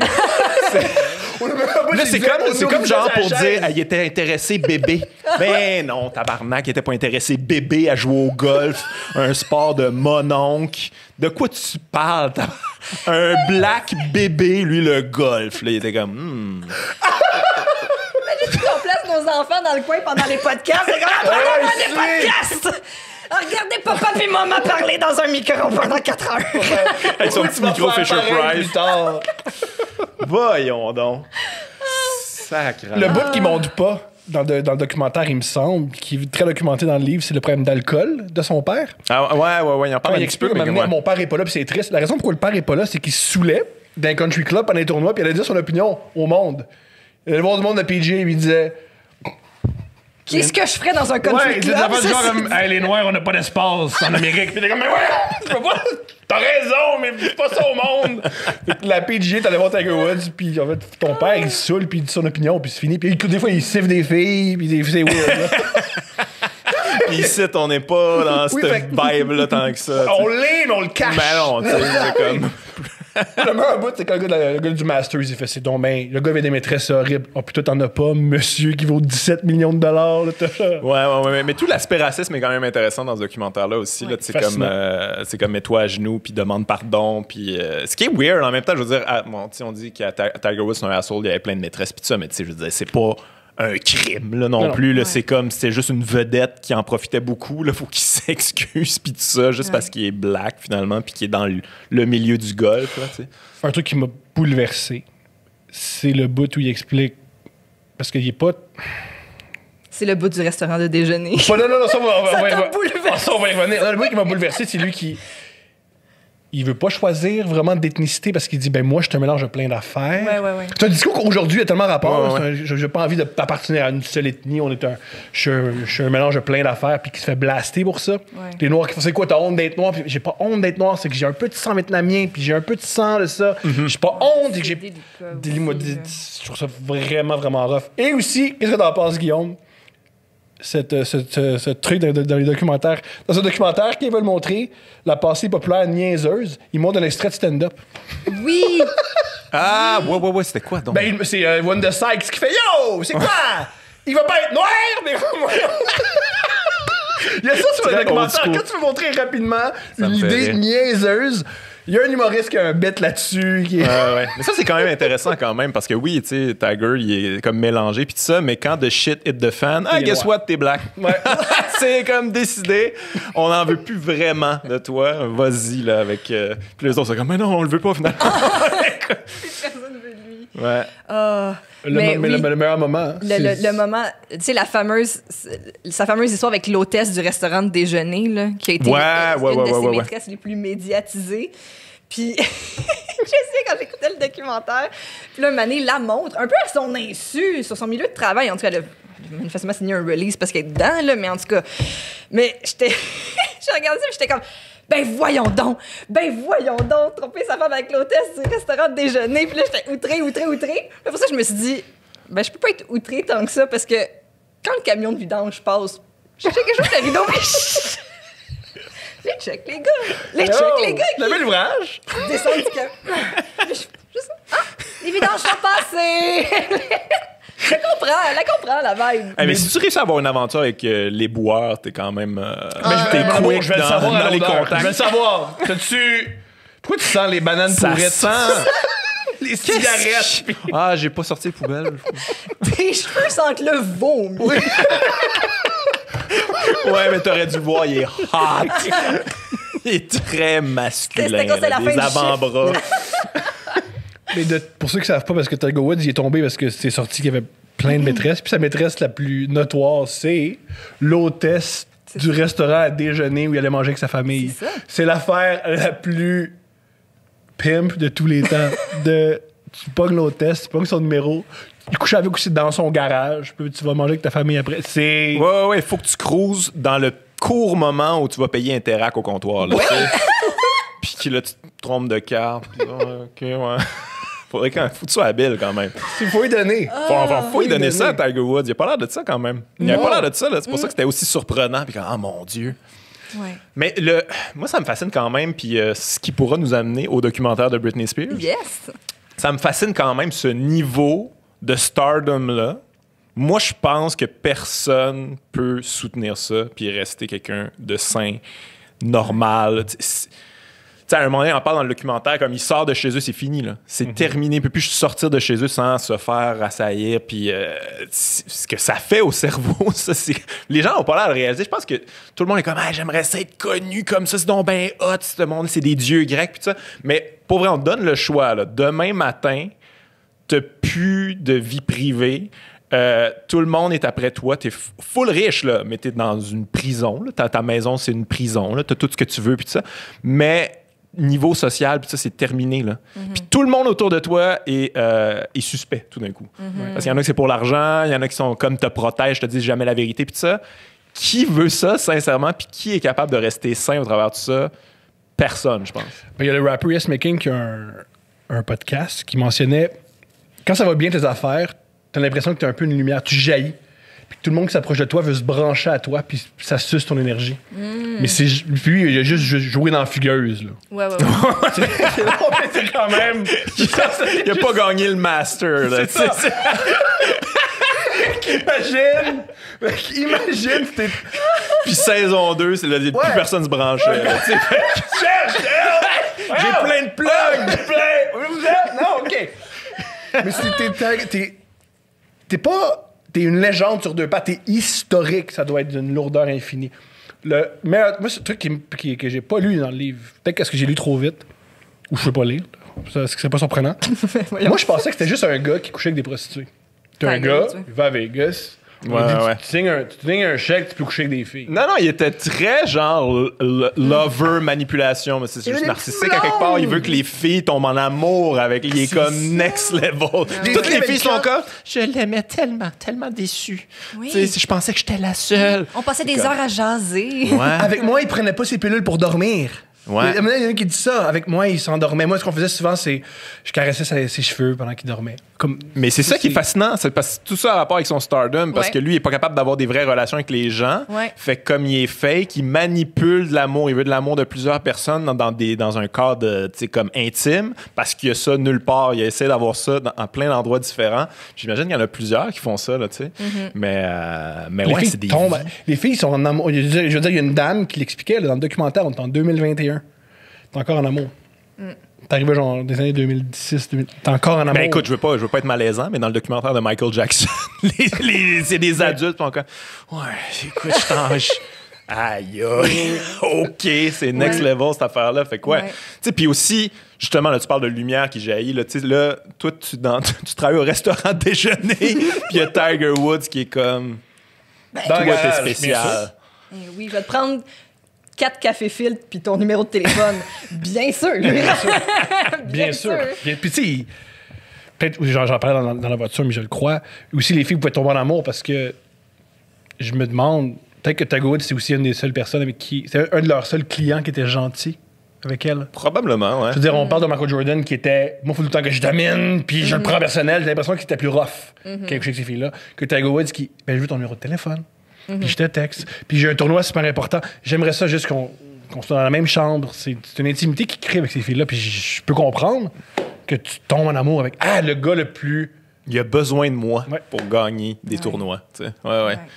Puis on c'est le voit niveau ultime là, de la manipulation. C'est weird. Hey, j'ai jamais eu ce discours-là avec des filles. Dans ma vingtaine, là, j'ai jamais joué dans ces eaux-là. C'est spécial. Ben non, voyons, juste Tiger Woods qui avait dit ça. C'était comme, attends, les gars font ça? Moi, là. Mais c'est sûr que lui-même, il devait même pas s'en rendre compte. Là. Il devait être comme. C'est sincère pour lui, probablement, toutes ces relations-là. C'est juste qu'il comprend qu'il faut toutes les compartimenter, puis ça peut pas rentrer. Mais il savait bien qu'à un moment donné, tout ça allait crasher puis exploser. Il y avait beaucoup d'autodestruction, d'après moi, là-dedans. Là, il devait être tanné d'être parfait aussi. Excuse-moi de t'interrompre, mais le bout où, pour ceux qui savent pas, Tiger Woods, vu que son père était un Marines, il a fait la guerre du Vietnam, c'est là qu'il a rencontré sa mère. Il se sentait toujours, parce que vu qu'il admirait son père, je suis pas aussi hot que mon père parce que j'ai pas fait mon entraînement militaire. Oui, alors, ça, c'est crazy. Oui, il va faire en secret un entraînement de Marines avec des militaires, mais un entraînement du genre. Les gars, ils expliquaient que pour s'entraîner, tu dois. Ils se battent entre eux. Non, tu dois te faire assaillir Ouais. par plusieurs hommes, puis gérer ça. Puis il simule du combat. Pardon? combien ça coûte? C'est où? OK. Parle-en plus lentement. Vas-y. Et les gars racontaient, on le faisait partout à part ses mains, vu que c'est un golfeur. Ouais. Puis que son genou gauche, il disait, le genou gauche, c'est là qu'il se faisait. C'est fait. Parce que c'est blessé au genou gauche, c'est un gros truc qui a changé sa vie à Tiger Woods, là, sa blessure. Ouais. Puis aussi, c'est génial parce que un truc, j'étais ado, puis je me demandais ça. Pourquoi Tiger Woods, il a mal au genou? Je veux dire, c'est un golfeur, c'est quand même pas un joueur de soccer. Ben oui, entre ses tournois, il va se faire battre par des Marines pour essayer d'être comme son père mort. Cool. Mais ça prouve à quel point. Issues. Mais tu t'imagines, t'es le meilleur golfeur au monde, puis tu te sens quand même inadéquat parce que t'as pas ton entraînement militaire. Je comprends. On n'est jamais content. Ouais, surtout quand on a un père qui nous installe dans le Ouais. Aime le golf. berceau check les balles que je drive. Oui, puis d'expliquer que son entraînement, c'était aussi, ça venait un petit peu de la psychologie militaire. Exemple, le golf, un sport silencieux, il disait, pendant sa jeunesse, ce qu'il faisait, mettons, quand tu te prépares à poter, il passe à côté de toi, il te pousse, Ah oui, il criait. Ouais, il criait des niaiseries, jouait avec son change dans ses poches, il envoyait des phrases fucked up, puis il disait, c'est très sexuel en plus, c'est très BDSM, parce qu'il disait, il y a un mot, si tu me dis le mot, j'arrête. Il y a un safe word. Ah ouais, il y a un safe word. Il disait là, dans le documentaire, il y a un safe word. Si tu dis pas le safe word, tu vas être invincible. Mais il disait ça quand il avait comme 8 ans. Là. Incroyable. Il y avait un safe word avec son père. C'est beau. J'espère que Britney aussi a un safe word avec son père. Je pense qu'il a été dit plusieurs fois puis il n'a pas été écouté. Ah, Seigneur. Qu'est-ce que vous avez pensé de Free Britney? C'est un très mauvais documentaire. Merci. C'est très mauvais, mais il y a plein d'informations intéressantes quand même. C'est ça. Mais, Pourquoi il parle devant un fond Non, c'est pourri. en faux gazon? Ouais, le Garden Party. New York Ouais. Times ont raté leur coup là, avec ça. Là, Merci tu de sais. le mentionner. Puis la matière est tellement intéressante. Ouais, non, c'est ça. Ça donne envie de voir un bon documentaire sur Britney. Ce documentaire-là. Mais Ouais. de l'autre côté, tu fais, ben la petite, je retire ce que j'ai dit, la femme a assez souffert. Fais d'autres documentaires sur. Un autre documentaire sur Michael Jordan ou Charles Barkley. La fille a souffert. Arrêtez d'y tirer plein d'affaires. là. Ouais. Non, mais je Ouais. pense, mais quand même, tu sais, je pense qu'il y a un recul qui était vraiment nécessaire et important sur cette époque-là. Là. Tu sais, les pop stars des 90s, la manière qu'on les traitait. Tu sais, tu vois toutes les jokes de Late Night Show là, sur Britney. Puis ça, c'est super malaisant. Puis tu réalises avec du recul. Tu sais, moi, je veux dire, dans le temps, j'entendais ça puis ça me dérangeait pas. Là. Ouais. J'étais comme, oui, Britney, elle le mérite. C'est assez folle. Es-tu Puis vierge tout ça. ou pas vierge? Puis là, tu regardes ça à nouveau, t'es comme, mon Dieu, c'était épouvantable ce qu'on a fait à cette femme-là. Ça, Moi, ça a j'étais pas plus d'allure. jeune. Moi, je suis né en 88, 80, fait que j'avais 11-12 ans. Donc, Ouais. dans mon adolescence, quand il y avait Britney Spears. Et j'ai toujours pensé, puis ça me fait penser à toi, que c'est comme la lutte. Je croyais que c'était comme la heel. Elle savait ouais. tout, elle manipulait. C'était correct ce qu'on dit sur moi. Là. Elle Pas comme savait ce qu'elle Madonna, faisait, là. ouais. Vous dites que je suis une pute, mais c'est voulu qu'on me dise que je suis une pute. Puis je joue avec ça, puis je suis bien avec ma sexualité. Ben non. Non, le bout où qu'elle pleure, c'était comme un signal que c'était pas tant voulu, tu sais. Ou elle pleure à la télé nationale. Comme. Ouais. Ben, parce qu'elle se fait dire qu'elle est un mauvais exemple pour les enfants, puis... C'est incroyable. Il y a- Mais commercialiser la sexualité d'une adolescente, c'est fascinant. Ah non, c'est fou. C'est fascinant. Puis comme tu dis, c'était ancré. Tu sais, comme tout le monde laissait ça aller, ben, pas tout le monde, mais je veux dire, comme globalement, là, ça s'est passé sur plusieurs années, puis... Je vais le mentionner, les Backstreet Boys, c'est le projet d'un pédophile. Ouais. Le gérant, puis Ah ouais, l'idéateur il était des pédophile, Backstreet lui. Boys, c'est un pédophile. Je sais qu'ils ont volé puis tout ça, mais je savais Mais pas c'est un qui- pédophile, il était reconnu coupable. ok. C'est un pédophile. C'est une poussie. Quand tu y repenses, tu fais, mais ça va de soi. C'est une idée pédophile. Je vais prendre des petits gars qui vont exciter sexuellement des filles de 13 ans pour qu'ils me donnent de l'argent. C'est un projet pédophile. Ah, c'est fou. Mais tu sais, Britney, j'ai l'impression que c'est comme c'était l'Amérique qui se parlait à soi-même. Là. Est-ce que c'est hot des ados quand il y a des petites robes et tout ça en même temps? Hey, pas bon ça! C'est vraiment Parce que épouvantable c'est de les penser années ça. Bush. Il faut, Il y a les deux. mentionner que Bush, c'était la droite américaine qui l'a mis au pouvoir. Là. Ouais. C'était aussi, fais-moi bander, mais en même temps, faut que Aie tu sois honte. aie honte de me faire bander parce que Jésus veut pas, tu sais. Ouais, puis c'est de ta faute. Si tu m'as fait bander, certainement pas de ma faute. C'est du kink shame. Ah, voilà! Mais il y a aussi, je trouve que, autant aussi dans le documentaire de Tiger que dans le documentaire de Britney, c'est qu'on voit toute la culture paparazzi aussi, Ouais, Qui a- intense. qui a quand même un peu changé avec le temps, avec les médias sociaux, je pense. Maintenant, tu sais, les vedettes, ils donnent accès à leur intimité un peu Ouais, plus... contrôle un peu plus le contrôle message. un peu plus ça. Mais la culture du paparazzi, c'est... Des fois, je me dis, comment expliquer, mettons, à nos enfants, là, tu sais, que justement, eux, ils vont naître plus dans l'ère des réseaux sociaux, puis de tout ça, de dire, avant, on n'avait pas accès aux vedettes, fait que Lady Di est morte à cause de ça. Ouais, non, c'est ça. Mais il y a encore de ça quand même. Tu sais, Oui. TMZ puis tout ça, des fois, tu vois Oui. des affaires, t'es comme, Ouais. hey, vous êtes harcelant, là, quand même. Là. Ouais. Mais ouais, c'est très bizarre, ça. Puis d'ailleurs, il y en a un, à un moment donné, le fameux paparazzi, là, qui Qui l'a photographié en train la de... fameuse scène où elle pète une Parapluie, coche, puis tout ça. ouais. Puis lui, il comprend toujours pas, là. pas. Ben, elle voulait quand même. Ça lui Ouais. servait pareil. C'est comme moi, mais elle disait non. Ouais, mais pour cette fois-là.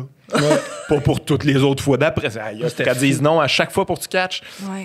Non, c'est fascinant, tout ça. Mais ce qui fait en sorte que je trouve que c'est un mauvais documentaire, c'est que sont pas capables d'amener cette critique-là à leur propre documentaire, dans le sens que il y a beaucoup de tous les followers de Britney, je sais pas comment ils s'appellent, les Free Brit Britney. Army ou Free Britney, ça c'est le mot-clic, mais en tout cas, ils sont bien intenses. Puis eux autres, genre, ils lisent ces messages, ils hallucinent que Britney leur parle, ils idolâtrent C'est très quelqu'un. QAnon. Ouais, ça, c'est un culte, le culte de Britney, puis je pense qu'elle veut qu'on la sauve, puis ça, fait comme, OK, vous voyez jamais que ces gens-là ont pas bien dans leur tête, là. Ils leur donnent full de place, ils leur donnent une tribune, ils peuvent parler, puis ça, mais tu vois que ces gens-là, ils sont pas bien dans leur tête, là. Ils mettent Britney sur un T'as piédestal. vraiment envie de dire à ces gars-là qui ont un haut-parleur rose puis qui font Free Britney! T'as envie de les prendre leur dire et si t'appelais ton père? Peut-être pas une bonne idée en même temps. Si d'un coup, au fond, là, ce que tu veux, c'est aller à Noël avec ton chum chez ton père, si ça, là, tu l'avais, tu penses-tu que tu voudrais autant Britney Spears à soit sauvée? Ben, peut-être pas. Ouais. il y a une détresse humaine dans ces petits gars-là et ces petites filles-là. Là. Ouais. Tu vois qu'ils sont pas toutes là, puis c'est ça, je trouve qu'il y a trop de place à ces gens-là dans le documentaire. Oui, puis aucune critique. Oh oui, il y a Non. du monde là, devant, en Californie qui savent exactement tout ce qui a été écrit dans les trucs de Britney Spears. Ça, c'est super sain. Puis des gens qui font de l'argent avec un podcast sur l'Instagram de Britney Spears. Ça, c'est tout à fait adéquat. Mais c'est assez impressionnant, ça. Je pense que je vais aller écouter ce podcast-là. Il parle de l'Instagram de Britney Ouais. Spears pendant des heures. Des heures. Ouais. Cool. Ouais. C'est pas du tout un Puis problème. juste avant, il y a un mental. live read. Bonjour, ZipRecruiter, si jamais vous cherchez des employés. Incroyable. Ouais. Ouais. Mais c'est ça, j'ai trouvé ça malaisant dans ce documentaire. Je suis comme, OK, vous pouvez faire autocritique aussi de ce qui se passe en ce moment. Puis c'est pas parce qu'ils pensent vouloir le bien de Britney qu'ils ont nécessairement raison. Puis ça aboutit un peu en queue de poisson, finalement, Ouais. ce documentaire-là. Mais toute la passe où tu vois la montée de Britney, puis ça, j'ai trouvé ça vraiment, vraiment fascinant. Puis je veux dire, ça a donné un mouvement. Là. Justin Timberlake s'est excusé. Ouais. Qui ne s'est pas passé du tout, mais... Qu'est-ce que vous pensez de ça? Parce qu'un truc que... Moi, j'ai retenu des documentaires, c'est à quel point la pression médiatique sur quelqu'un, ça fait mal. Puis c'est pas bon pour la santé mentale. Christ, non. Faut pas blaster le monde. Le documentaire fini, on va aller blaster Justin Timberlake parce qu'il y a 20 ans, dans une entrevue à radio, il était un peu whack.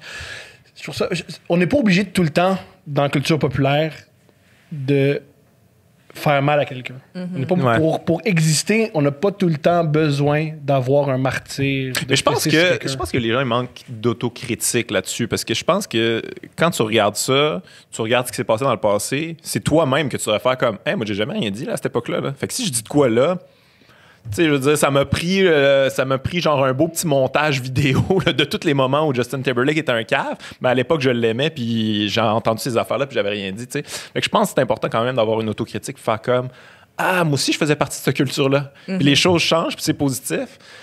Mais ouais, effectivement, si je l'ai vu, là, l'espèce de thread là, où toutes les affaires que Justin Timberlake a dit, c'était assez épouvantable quand même. Je savais pas que c'était si pire que ça. Là. Il était pas fin. Il a pas été fin. Puis avec plusieurs femmes aussi. Là. Tu sais, pour moi, il est dans le même range que genre John Mayer. Puis tout ça, comme à l'époque, c'était wow, les gars sont hot. Ils utilisent plein de femmes. Puis là, c'est comme ah ouais, en 2021, c'est pas bon du tout de faire ça finalement. cool. On a réalisé que détruire des femmes, c'était pas cool. Tu sais. Ouais. Ça nous a pris du temps, mais on est rendu là. C'est assez fascinant. Oh. Mais sinon, un autre documentaire que je veux discuter avec toi, c'est dans le podcast avec Julien Bernatchez, je porte un t-shirt des Bee Gees. Puis Ouais. tu m'as écrit. J'ai Je écrit me suis pour dit, ça. pour vrai, j'ai porté mon t-shirt des Bee Gees en disant quelqu'un va remarquer. Te lancer ça dans l'univers. Guillaume Wagner! C'est Guillaume. Qui aurait cru? Complètement disco. Je venais de l'écouter. J'ai vu ça, je suis comme C'est ah, réussi, je suis sûr le également à cause de ça, je vais aller Mais en ça, parler. Ouais. comme documentaire, c'est très réussi. Ça, c'était. Ouais, Ouais, mais surtout, moi, je connaissais rien. Je connais rien des Bee pareil. Gees.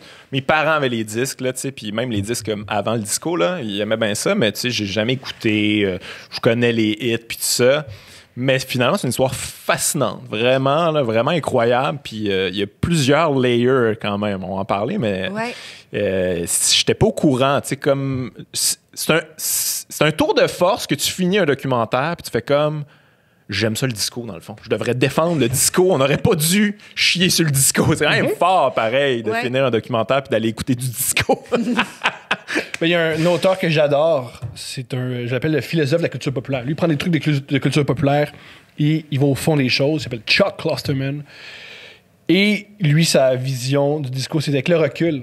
50 ans plus tard. À l'époque, le mouvement punk, c'est le mouvement punk. Mais quand tu repasses, le mouvement punk, c'est juste des gosses de riches qui se mettent du cuir puis qui disent « fuck mes parents ». Ouais, du monde de banlieue, puis sont Le vrai mouvement punk, c'était le mouvement disco parce que c'était des homosexuels et des noirs qui disaient « on existe, notre sexualité est hors rapport, on veut être dans la société ». C'est bien plus punk.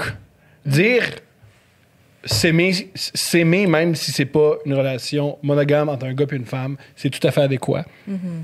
Ah, puis il y a quelque chose d'innovateur dans le disco, puis c'est ancré dans plusieurs musiques noires vraiment intéressantes. C'est un blend qui est quand même puissant, là, tu sais. Tu sais, tu peux rire des Bee Gees, mais imagine-toi entendre ça pour la première fois, c'est sûr que t'es comme « oh shit ». La base.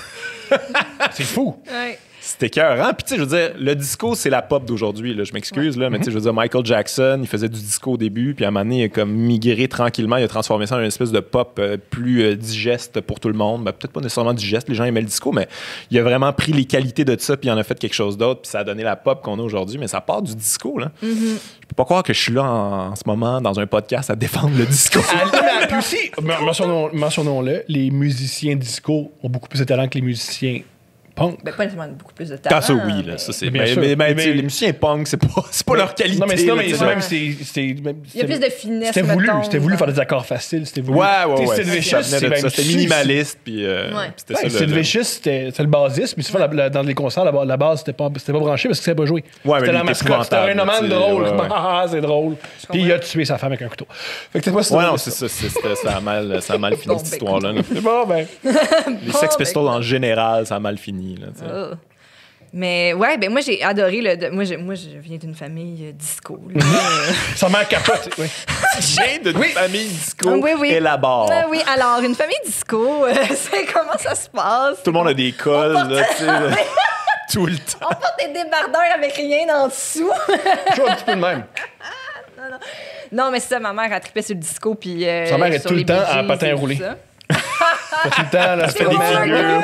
C'est Roller Girl dans Boogie Night. Mais non, c'est ça, fait que je connaissais bien le disco, les Bee Gees et tout ça. Mais ben moi, ce que je trouve fascinant, puis ça m'a aussi fait penser à toi, parce que c'est un groupe, en fait, de frères. Ouais. Toi, tu sors avec une fille qui est dans un groupe de sœurs. Puis je trouvais... Ouais. C'est une dynamique j'y en ai parlé même. aussi. Puis effectivement, tu sais, quand tu fais de la musique avec ta soeur ou ton frère depuis que t'es jeune, à un moment donné, c'est comme... Parce qu'ils se séparent à un moment donné, ils sont juste plus capables. Là. Ben oui. Mais ouais, c'est assez particulier comme dynamique parce que c'est chargé, mettons. C'est chargé. Oui. Puis un des frères Gallagher qui est dans Oasis l'a dit, il dit « Ça fait des harmonies incroyables sur un CD, mais pour faire le CD, ça fait... Enfin, en tournée, c'est fucked up. Parce que après ça, les frères Gallagher, si vous aimez les relations des frères compliquées, là, les frères Gallagher, c'est quelque chose. Mais ce que je trouve vraiment touchant dans la dynamique de frères dans ce groupe-là, c'est qu'il y a 3 frères dans le groupe Les Bee Gees, puis il y avait un plus jeune frère, vraiment plus jeune. Moi, je suis pas au courant de ça. Je ne le connaissais pas. Puis on le voit dans le documentaire, puis un moment donné, ben, tu vois que lui aussi essaye de faire de la musique, bien évidemment, puis ça marche pas autant que ses frères. Puis finalement, il tombe dans la Jusqu'à là drogue. que ça marche. Ça marche, mais pour les plus jeunes, là, je pense. Ça marche plus fort que ses frères. Il y a vraiment un hit, puis après ça retombe, puis là, il tombe dans la drogue, puis il est mort à 30 ans, je pense. Il prend tellement de cocaïne que son cœur fait « ça va faire », puis il arrête de battre. Il meurt d'une crise cardiaque à 30 ans. C'est incroyable. Puis sinon, on voit qu'ils sont vraiment d'excellents auteurs-compositeurs. Puis que leur œuvre a été repris par de nombreux artistes et tout ça. Puis d'ailleurs, le seul Bee Gees qui reste, Barry, c'est ça qu'il dit, c'est un peu la morale du documentaire, que de tout ce qu'il veut laisser comme legs, c'est vraiment son legs d'auteur-compositeur dans lequel il mais oui, il était bon pour vrai. Comme, si vous n'aimez pas le disco, vous pouvez aller écouter les disques avant le disco des Bee Gees. Avant qu'il chante aigu? Ouais, c'est ça. C'était comme plus rock, folkish. C'était la musique de l'époque, là. Puis c'est bon. C'est bien fait. C'est vraiment de la musique de qualité. Mais puis un bout de génial où comment il découvre qu'il chante en sol. Le whistle note. Ouais.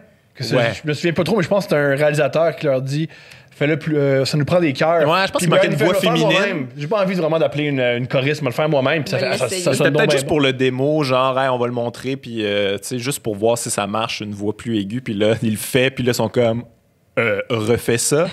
Puis là, après ça, tous les frères le font, puis ça blende. C'est super sonique, là, ce son-là. C'est assez incroyable, tu sais. Ouais. Peu importe ce que tu penses de ça, on peut rire de ça, mais ça marche, là. Oui, Non, techniquement, ça c'est marche. fou. Ouais. Puis c'est une belle histoire sur le show business. Encore une fois, eux autres sont au top. Là. Tu sais, ils vont cet album-là, là, Saturday Night Fever, je pense que c'est un des plus vendus de tous les temps. Là. Ouais, Je sais pas c'est si comme ça 4-5 probablement ça a été battu là, depuis, mais à l'époque, plus vendus de tous les temps sont au top. L'année d'après, tout le monde les haït. Ouais. Plus personne veut les voir. Ils les haïssent pour Ouais. mourir, mais c'est asti que le monde est cruel. Puis aucune Nos controverse. hein? idoles! Asti que je t'haïs! C'est comme, c'est ça. Là. Les gens sont tout le temps, ils ont tout le temps ça à l'intérieur d'eux autres. Ça peut s'arrêter demain. Eux autres comprenaient pas. Ils étaient comme, ben là, tout le Hey, monde nous aimait. C'est drôle que tu dis ça encore, Chuck Klosterman, que je vais plugger tout le documentaire. Il explique. Il s'imagine dans la tête d'être Nickelback. Je vous explique. Nickelback, ils font un concert à guichet fermé. Puis pendant tout le concert, ils s'entendent pas jouer parce que le monde crie trop. Ils changent de ville, puis le lendemain, ils font une Zoo Radio le matin, puis leur disent hey, comment ça, tout le monde vous haït? Ben, personne nous haït, on remplit. Ça va être tellement bizarre se faire haïr, mais en même temps être populaire. Parce Ouais. que t'as du monde qui font Yo, Nickelback, j'en ai jamais assez. Puis t'es une punchline. C'est tellement bizarre. Ouais. Mais eux autres, c'était un phénomène social aussi. Là, tu sais, c'était Mais en même c'est temps, très raciste, ils sont dans un homophobe. stade. Genre, ils jouent devant 71 000 Ouais, mais c'est personnes. ça, mais c'est en même temps un peu, là, tu sais, comme il raconte dans le documentaire, c'est comme un DJ, je pense, d'une radio, je sais pas trop, là, Chicago. qui se met à chier sur le disco, puis ça devient un mouvement, puis là, ils vont... c'est-tu au Wrigley stade. Field? Ouais. Ou comme... Non, ah, c'est ouais. au stade des White Sox. OK. C'est pas Wrigley Field, c'est parce qu'il y a deux équipes de baseball. Ouais. C'est au stade des White Sox. Puis c'est ça, c'est comme amener vos disques disco, on va les brûler, je pense, à la fin de la game ou à la... C'est entre deux manches, je en pense. deux manches, OK. Puis... Très mauvaise idée.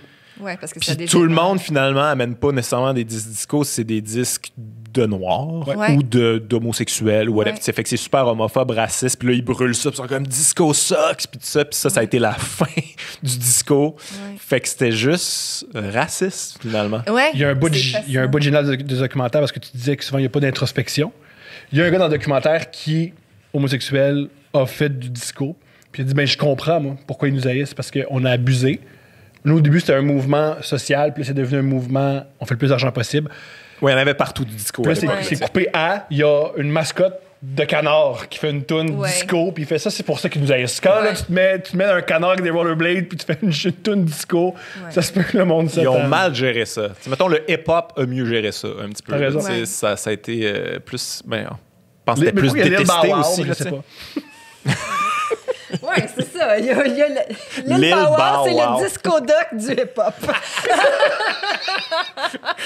Lil Bow Wow, il était une influence. Il y a eu plusieurs Lil après Lil Romeo, ce qui était le fils de Master P, je pense.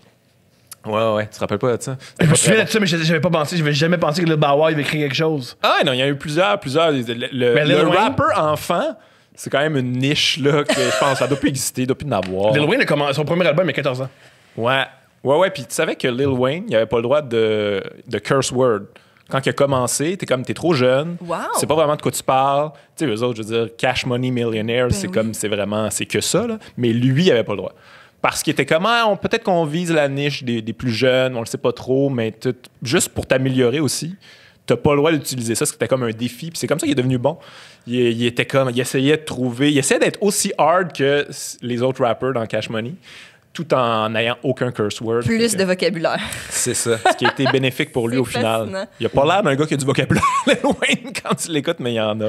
Wow, j'avais aucune idée. Je suis tellement content d'apprendre ça. Ouais. Wow. Ouais, Lil Wayne, Et il a découvert la codéine. C'est autre chose. ça se Ce qui fait, il y a eu 3 ans, il était incroyable. Puis là, mais il est plus capable de parler. Ouais, il y a un moment où c'était le meilleur. En ce moment. C'était le meilleur rapper de ce moment-là, mais ouais, non, c'est plus. Mais écoute, Lil Wayne, quelle légende. C'est juste le bout où il se fait interroger par la police, là. Ça, c'est l'affaire. Allez voir ça. Si vous connaissez sur pas cette YouTube. vidéo-là, Lil Wayne qui se fait interroger par la police, ses réponses, Ouais. Il c'est vaut des une dizaines de après millions. l'autre, c'est génial. Il s'en fout. Ouais. Il est habillé avec sa casquette, ses piercings dans les joues. Il veut pas répondre. Des fois, il fait des jokes en répondant. Il est super arrogant. Il est parfait. Il est incroyable. Ouais. restons dans la veine du documentaire. C'est un truc que je veux parler avec toi, que ça date un peu, mais moi, c'est quelque chose que j'ai beaucoup, beaucoup apprécié. C'est la série Les 5 prochains, qui était une idée de toi, si je me trompe pas. Ouais. Puis je trouve que c'est tellement... Moi, une chose qui me frustre, en fait, en ce moment, avec comment on voit l'humour à la télévision, c'est qu'on met souvent les jeunes ensemble, puis on dit « mangez-vous entre vous », là, puis il va en rester qu'un. Puis c'est une critique qu'on a déjà étayée à ce podcast. Mais justement, donc, je trouve qu'une série comme Les 5 prochains, ça mettait l'humour à l'écran de façon tellement intéressante. Donc, parle-nous un peu de... Il y a un épisode sur le corpo, c'est génial. Ouais. Ben, c'était en fait, l'idée était partie que... Moi, j'aime bien ça. J'aime les documentaires. On en parle depuis tantôt. Puis il y en avait quelques-uns sur l'humour en anglais. Tu t'as parlé de Comedian. Il y en a une couple d'autres. I Am Comics, qui est aussi intéressant. Ouais, mais ça, c'est venu après, je pense, les 5 prochains. Mais en tout cas, whatever. Il y en avait quelques-uns qui n'étaient pas si mal. Mais je trouvais qu'à chaque fois, on montrait pas vraiment... En tout cas, au Québec, on n'avait jamais montré la réalité, parce que c'est quand même une autre réalité aussi que les États-Unis. Là, aux États-Unis, c'est des comedy clubs, puis tout ça, c'est des petites places, des fois, qui sont crades. Mais nous autres, c'est autre chose. Là. Nous autres, on fait des bars, des bars de motards. Des fois, on fait des corpos, justement, des clubs de golf. Là, ça, c'est une affaire qui est récurrente. Puis j'étais comme, on voit jamais ça. Faudrait qu'on voit ça, des campings. Puis tout ça. Le Saint-Cyboire qui est mythique. Ouais. Tu sais, je voulais qu'on monte ça, qu'on monte cette espèce de... Parce que les gens ont comme l'impression que c'est ça, tu sortais de l'école de l'humour, tu faisais un gala, puis après ça, tu faisais une tournée. Puis c'est comme ça dans la tête des gens. Ouais, tout le monde a passé. Entre l'école et la place des Arts, il y a que 3 semaines, ce qui est faux. Ouais, non, c'est ça. Il animait à McMasterville. Louis-José Hood, je te confirme. Fait que c'est ça, on voulait montrer ça. Puis on est allé all-in là-dedans. Là, je te dirais, là, comme je pense que c'était booké carrément pour que ça foire un peu. Là, le corpo de golf qu'on avait fait, c'était genre, on est rentré puis on fait comme ça va chier solide, mais coudon. On est là pour ça, I guess. Mais ouais, on voulait vraiment montrer c'était quoi la réalité. C'est drôle, parce que ma blonde a écouté ça récemment parce qu'elle avait jamais vu, tu sais, tomber là-dessus. Quoi, c'est quoi ça? Puis là, elle riait tout le long. Mais c'est très bien fait, c'est très réussi. Ouais, moi, j'aime pas ça, réécouter ça. C'est épouvantable pour moi. Comment ça? Je m'haïs là-dedans. Là. Je suis super arrogant. Je pense que j'ai tout compris, mais j'ai rien compris. Je suis vraiment... Mais c'est normal. La jeunesse, c'est ça. Là, puis ça prend cette arrogance-là pour avancer dans le métier. Mais ça, je réécoute ça, puis je suis comme, oh my God. Kat Levac l'a écouté récemment, puis elle m'écrivait des messages en riant de nos répliques. C'était son hate watch, là, entre guillemets. Là, lui. C'était comme un excellent hate watch. mais ouais, puis il y a eu, je pense, 3 saisons de ça. Kat Levac l'a fait d'ailleurs. Ouais. Est-ce que c'est disponible? Je sais pas si c'est disponible. Moi, je veux pas que ce soit disponible. J'ai une couple de DVD là, chez nous. Je peux vous envoyer ça. Là, mais non, ça doit être disponible. J'ai aucune idée, probablement. Mais ouais, il y avait un souci d'esthétisme. C'était très réussi, c'était très bien filmé. Ça, c'est le réalisateur François Mété avec qui je suis resté ami, que je trouve vraiment, vraiment bon. C'est lui qui a fait la première saison de 24/7 aussi. Cool. Okay. C'est excellent. C'est très lui. Il est vraiment bon. C'est lui qui a rendu ça bon parce qu'il était très... Lui, il connaissait pas tant ce milieu-là, mais il était full intéressé. Puis c'est le genre de personne qui t'écoute puis qui est comme, donne-moi-en. Puis là, à un moment donné, t'en donnes trop. Puis t'es comme, ah, fuck, ça va être sur tape. Puis il garde ça. Fait que ça, c'est la qualité d'un bon réalisateur de documentaire, j'imagine. Ouais. Il était vraiment bon pour aller soutirer des affaires qu'on voulait pas nécessairement dire. Mais moi, j'ai eu de la merde avec ça. Tu sais, j'avais... dans un épisode, à un moment donné, je parle de... On va dans un bar de motards, là. Je peux pas vraiment le dire, là, mais c'était comme... Je sais pas. Je sais pas si c'est vraiment des motards, honnêtement, là, mais... Pour en avoir parlé à Mike, oui. Probablement. Mais tu sais, j'ai pas de confirmation, whatever. Tu sais, mais là, on va là, puis là, je chie là-dessus. Tu sais, genre, je dis... c'est épouvantable. Ouais. OK. Puis là, écoute, il était pas content. Ça passait à la télé. Mais en fait, moi, François m'avait appelé avant, le réalisateur m'a dit, garde, il y a ça, tu chies un peu là-dessus. Je sais que c'est pas des enfants de cœur. Ça te dérange-tu que ça soit là? Puis je suis comme, m'en fous. Mais ça a pas passé. On a appelé Michel. Puis là, tu sais, il fallu que je m'excuse. La pègre était fâchée. Ouais. Fait que c'est ça, j'ai un peu de merde avec ça. Mais finalement, je suis retourné. J'ai retourné jouer là. Puis il y avait pas de problème. Mais ouais. J'ai eu quelques sueurs froides à ce moment. Wow, ouais, hein? C'est plus le fun de se faire par Manal Drissi que la pègre. À choisir. Tu sais, Manal Drissi, t'as des trucs Facebook, puis t'as du monde dans tes commentaires qui font les niaiseux. La pègre, c'est... Non, c'est ça, là. Bonjour, nous sommes les machines rock du métal. Oh, allô? Ouais, Martin Matt, I can't stand that heat, mais les motards, moins. Ouais. Ouais.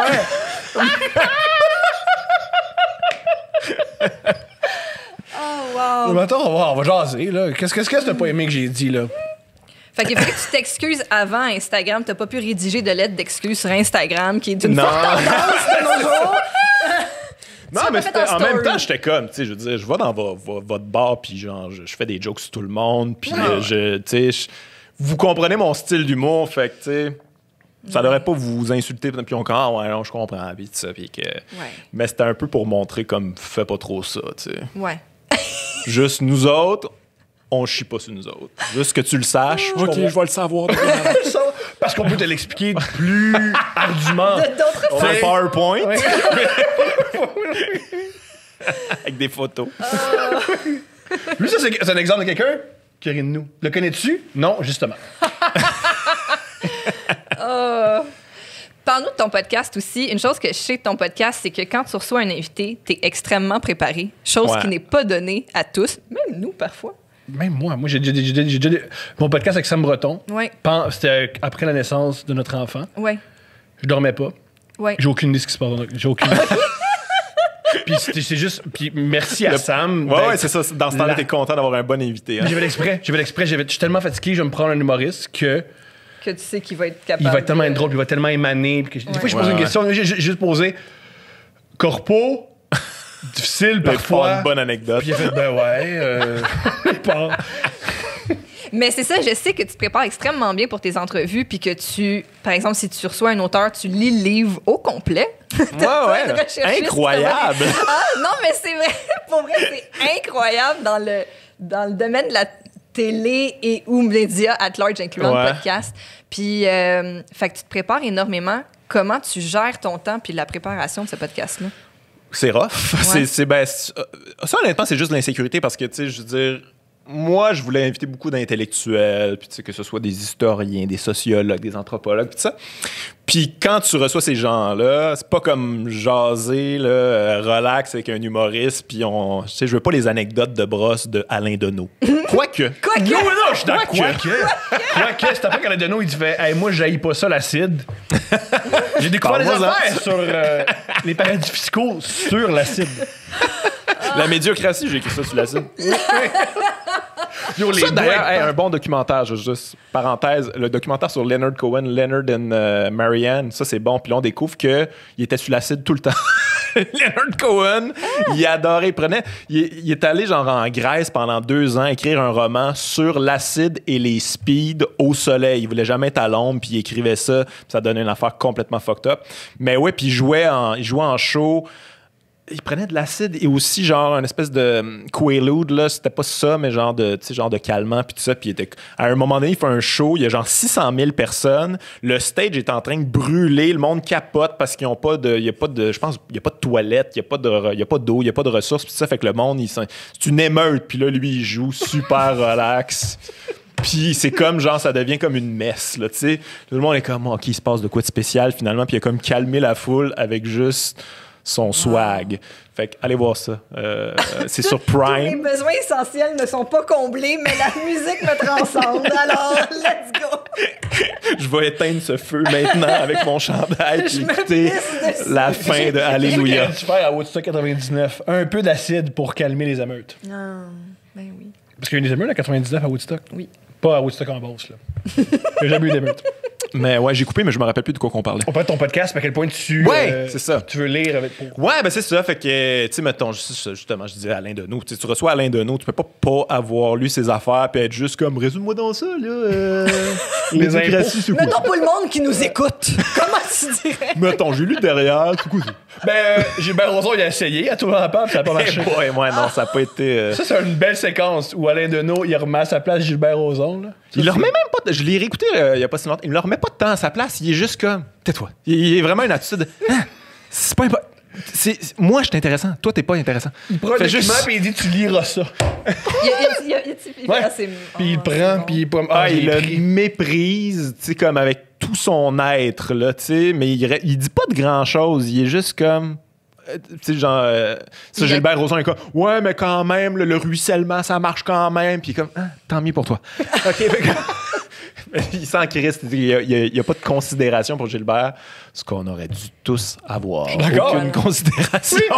Ouais. Mais bref, c'est ça, je me prépare parce que je trouve que c'est souvent des sujets qui sont importants. Puis ça, c'est un réflexe qu'on n'a pas en télé ou en radio, tout ça. Mais certaines émissions de radio quand même, là, des fois à Radio-Canada, mais quand il y a un sujet chaud, d'inviter la personne qui y a réfléchi pour vrai. Ouais.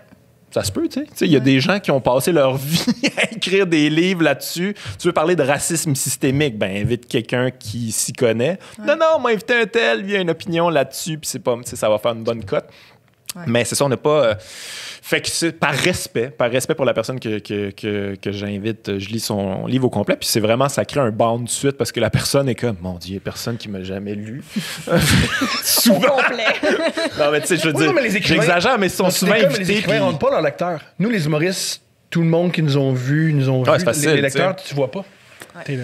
Oui, exact. Puis souvent, c'est ça, ils font des émissions, puis la personne n'a pas nécessairement lu parce que tu peux pas tout lire. Là. Des fois, là, quand tu fais une grosse émission grand public, t'en lirais trop. Fait qu'ils sont habitués à ce que ça n'a pas été nécessairement lu. Fait que là, ça crée un banc de suite. Tu leur envoies comme un truc très spécifique. Ils sont comme, OK, c'est bon, on peut y aller, puis tu vas me suivre, tu vas comprendre ce que je veux dire. Fait que je trouve important de le faire, mais pour l'emploi du temps, comme je te disais, c'est assez difficile. Tu sais, des fois, là, en ce moment, je lis un essai sur la religion, la laïcité, sur la place de la religion dans l'État, comment distinguer les deux, puis c'est costaud. Je te dirais, c'est un gros livre costaud, c'est très philosophique, mais c'est super intéressant, puis tu sais, je veux justement être cette personne-là pour qu'il puisse le vulgariser à des gens qui écoutent des podcasts, qui n'ont pas nécessairement le temps de lire ce style de livre lourd-là.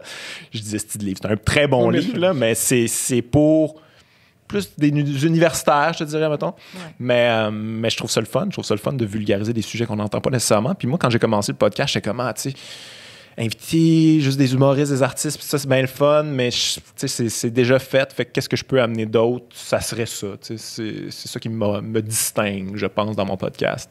Ouais. Mais j'ai bien du fun. Je lis des affaires que j'aurais pas lues normalement. Puis, ce qui distingue le plus dans ton podcast, puis je trouve ça génial, t'es le nombre de fois dans un podcast que tu dis à des invités pourquoi tu n'as pas de podcast, puis tu expliques pourquoi ils n'en ont pas, puis un an plus tard, il y en a un, puis c'est un succès. J'avoue, j'ai fait ça avec les Denis. Puis les sexes légal. Ouais, les gars, vous n'avez pas de podcast, ça marchera jamais. Ouais, sexe légal, eux autres, c'est comme, moi je les connais, puis c'est comme, vous êtes déjà un podcast. Ouais, juste ouvrir les micros, sacrément. C'est ça. Non, pas de podcast, c'est de la merde. Je comprends pas, là. Attends, t'es en train de dire que Philippe Siga et Mathieu Seguin trouvent que quelque chose est de la merde avant de s'y intéresser puis de plonger?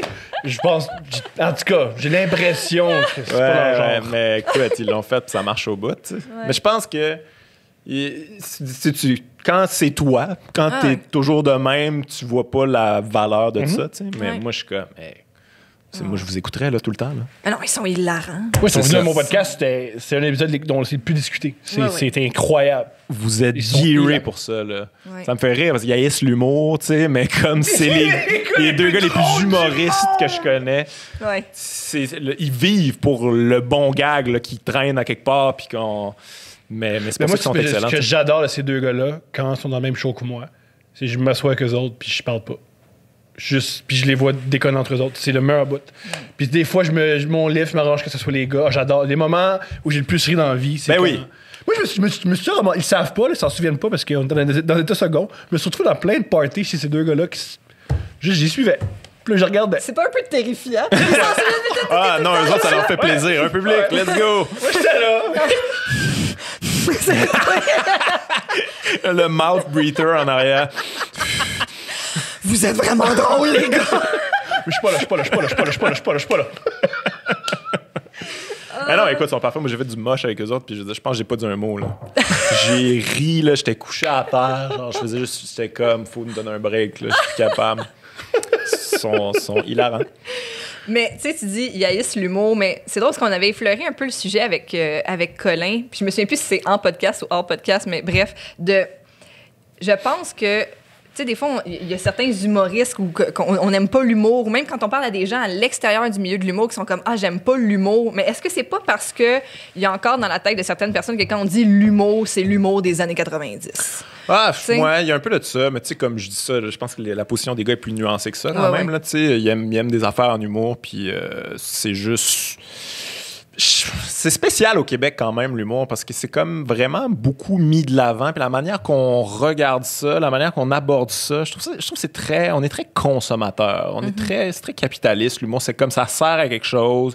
C'est genre, je paye, tu me fais rire, puis c'est tout. Puis that's it. Puis c'est comme, hey man, ça, c'est pas genre de l'art, là. C'est comme du service à la clientèle. Puis il y a beaucoup cet aspect-là. Puis c'est les plus grosses vedettes, les humoristes aussi. Fait que je comprends là, qu'il y a une haine qui va venir avec ça, puis qu'il y a beaucoup de gens qui vont avoir du pouvoir qu'on ne devrait pas nécessairement leur en donner parce qu'ils n'ont pas tant d'affaires à dire non plus.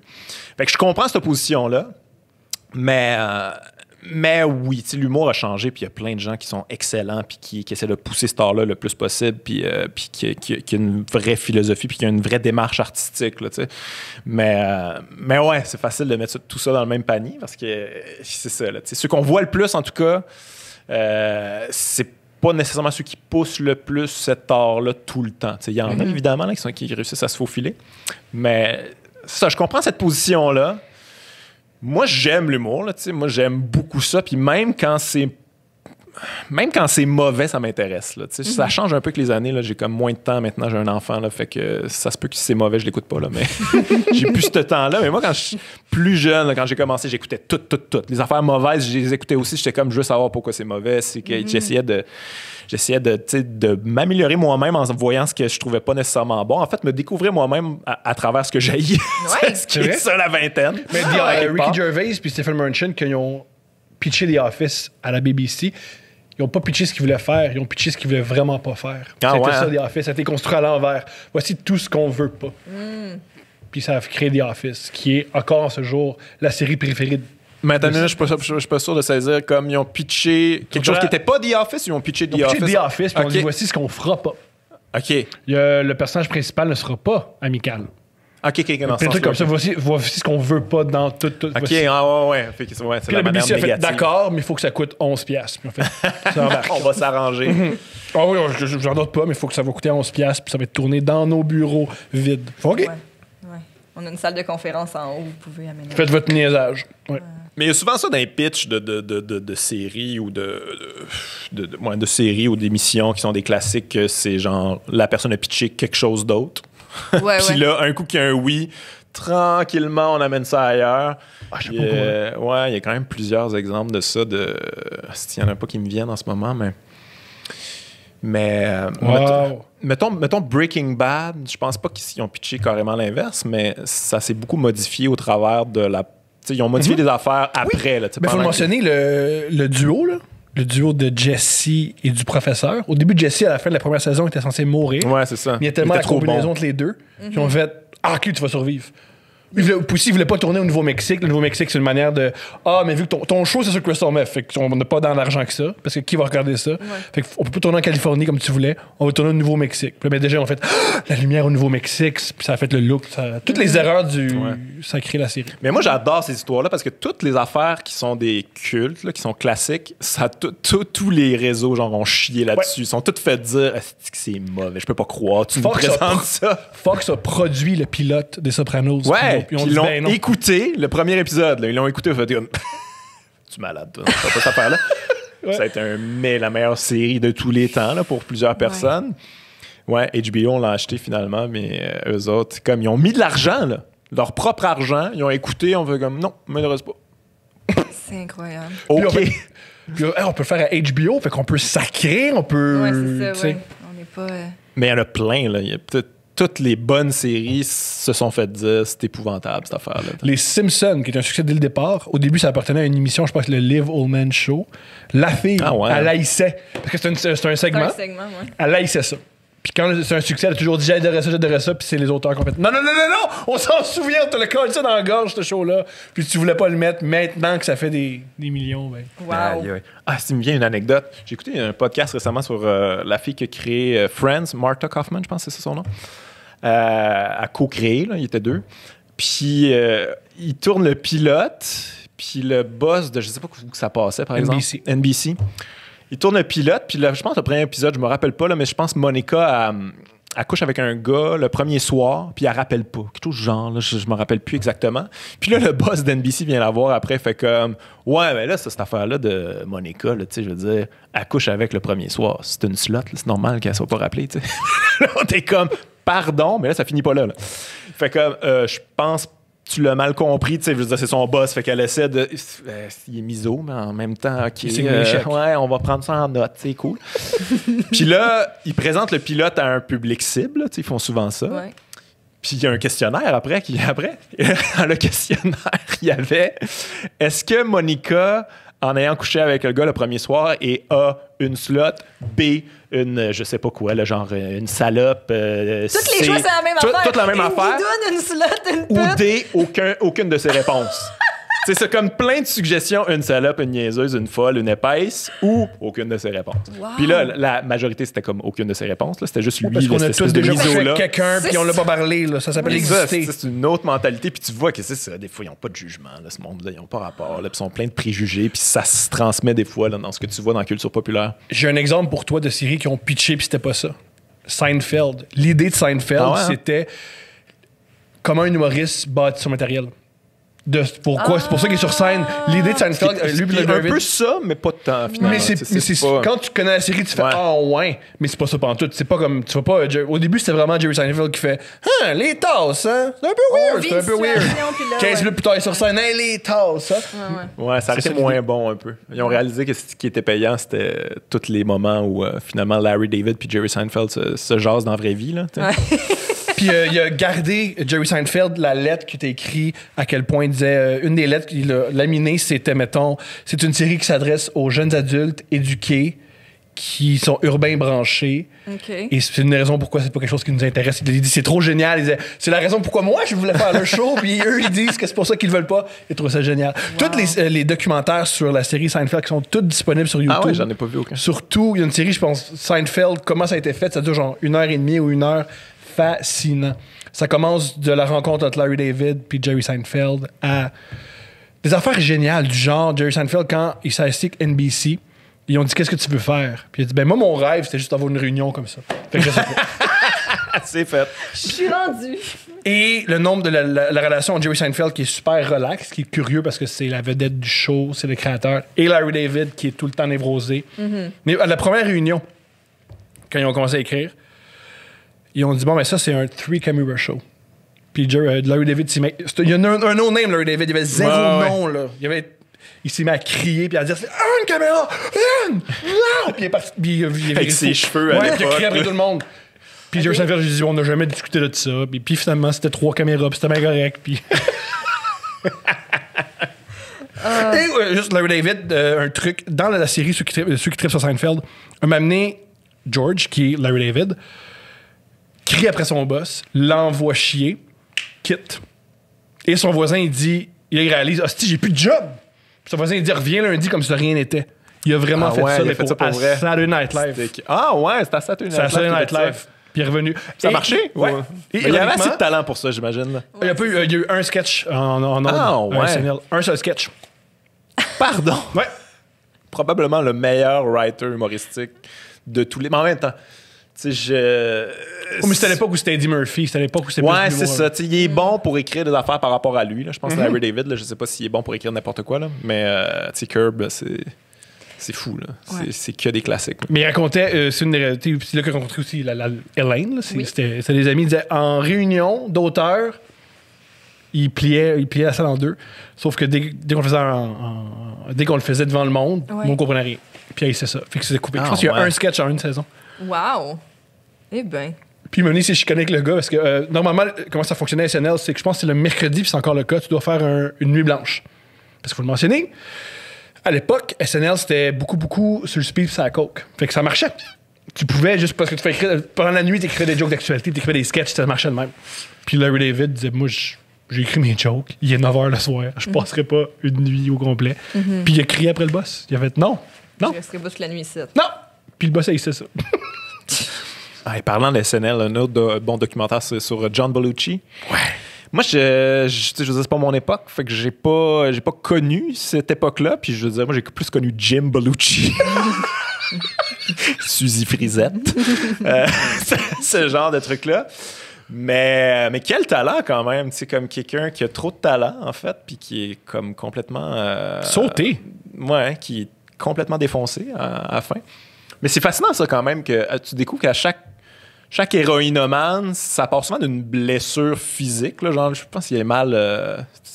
une blessure, là, à un moment donné, je sais pas trop, là, il a fallu qu'il soit médicamenté, puis là, comme il est devenu accro à ça, puis il a migré vers l'héroïne, mais c'est souvent ça. Charlie Parker aussi, c'est ça? Charlie Parker qui avait des maux d'estomac. Ouais, Kurt Cobain. C'est Kurt Cobain, selon un de ses amis, je pense que c'est le gars qui, un des membres de The Melvins, il disait ça, c'est une invention.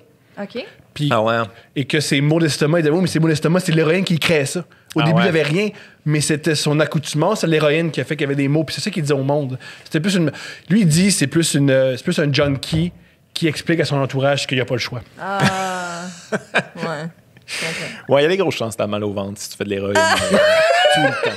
Il semblerait. Mais en On mange même du temps- fromage puis on a mal au ventre. Tu sais, je veux dire, maintenant, là.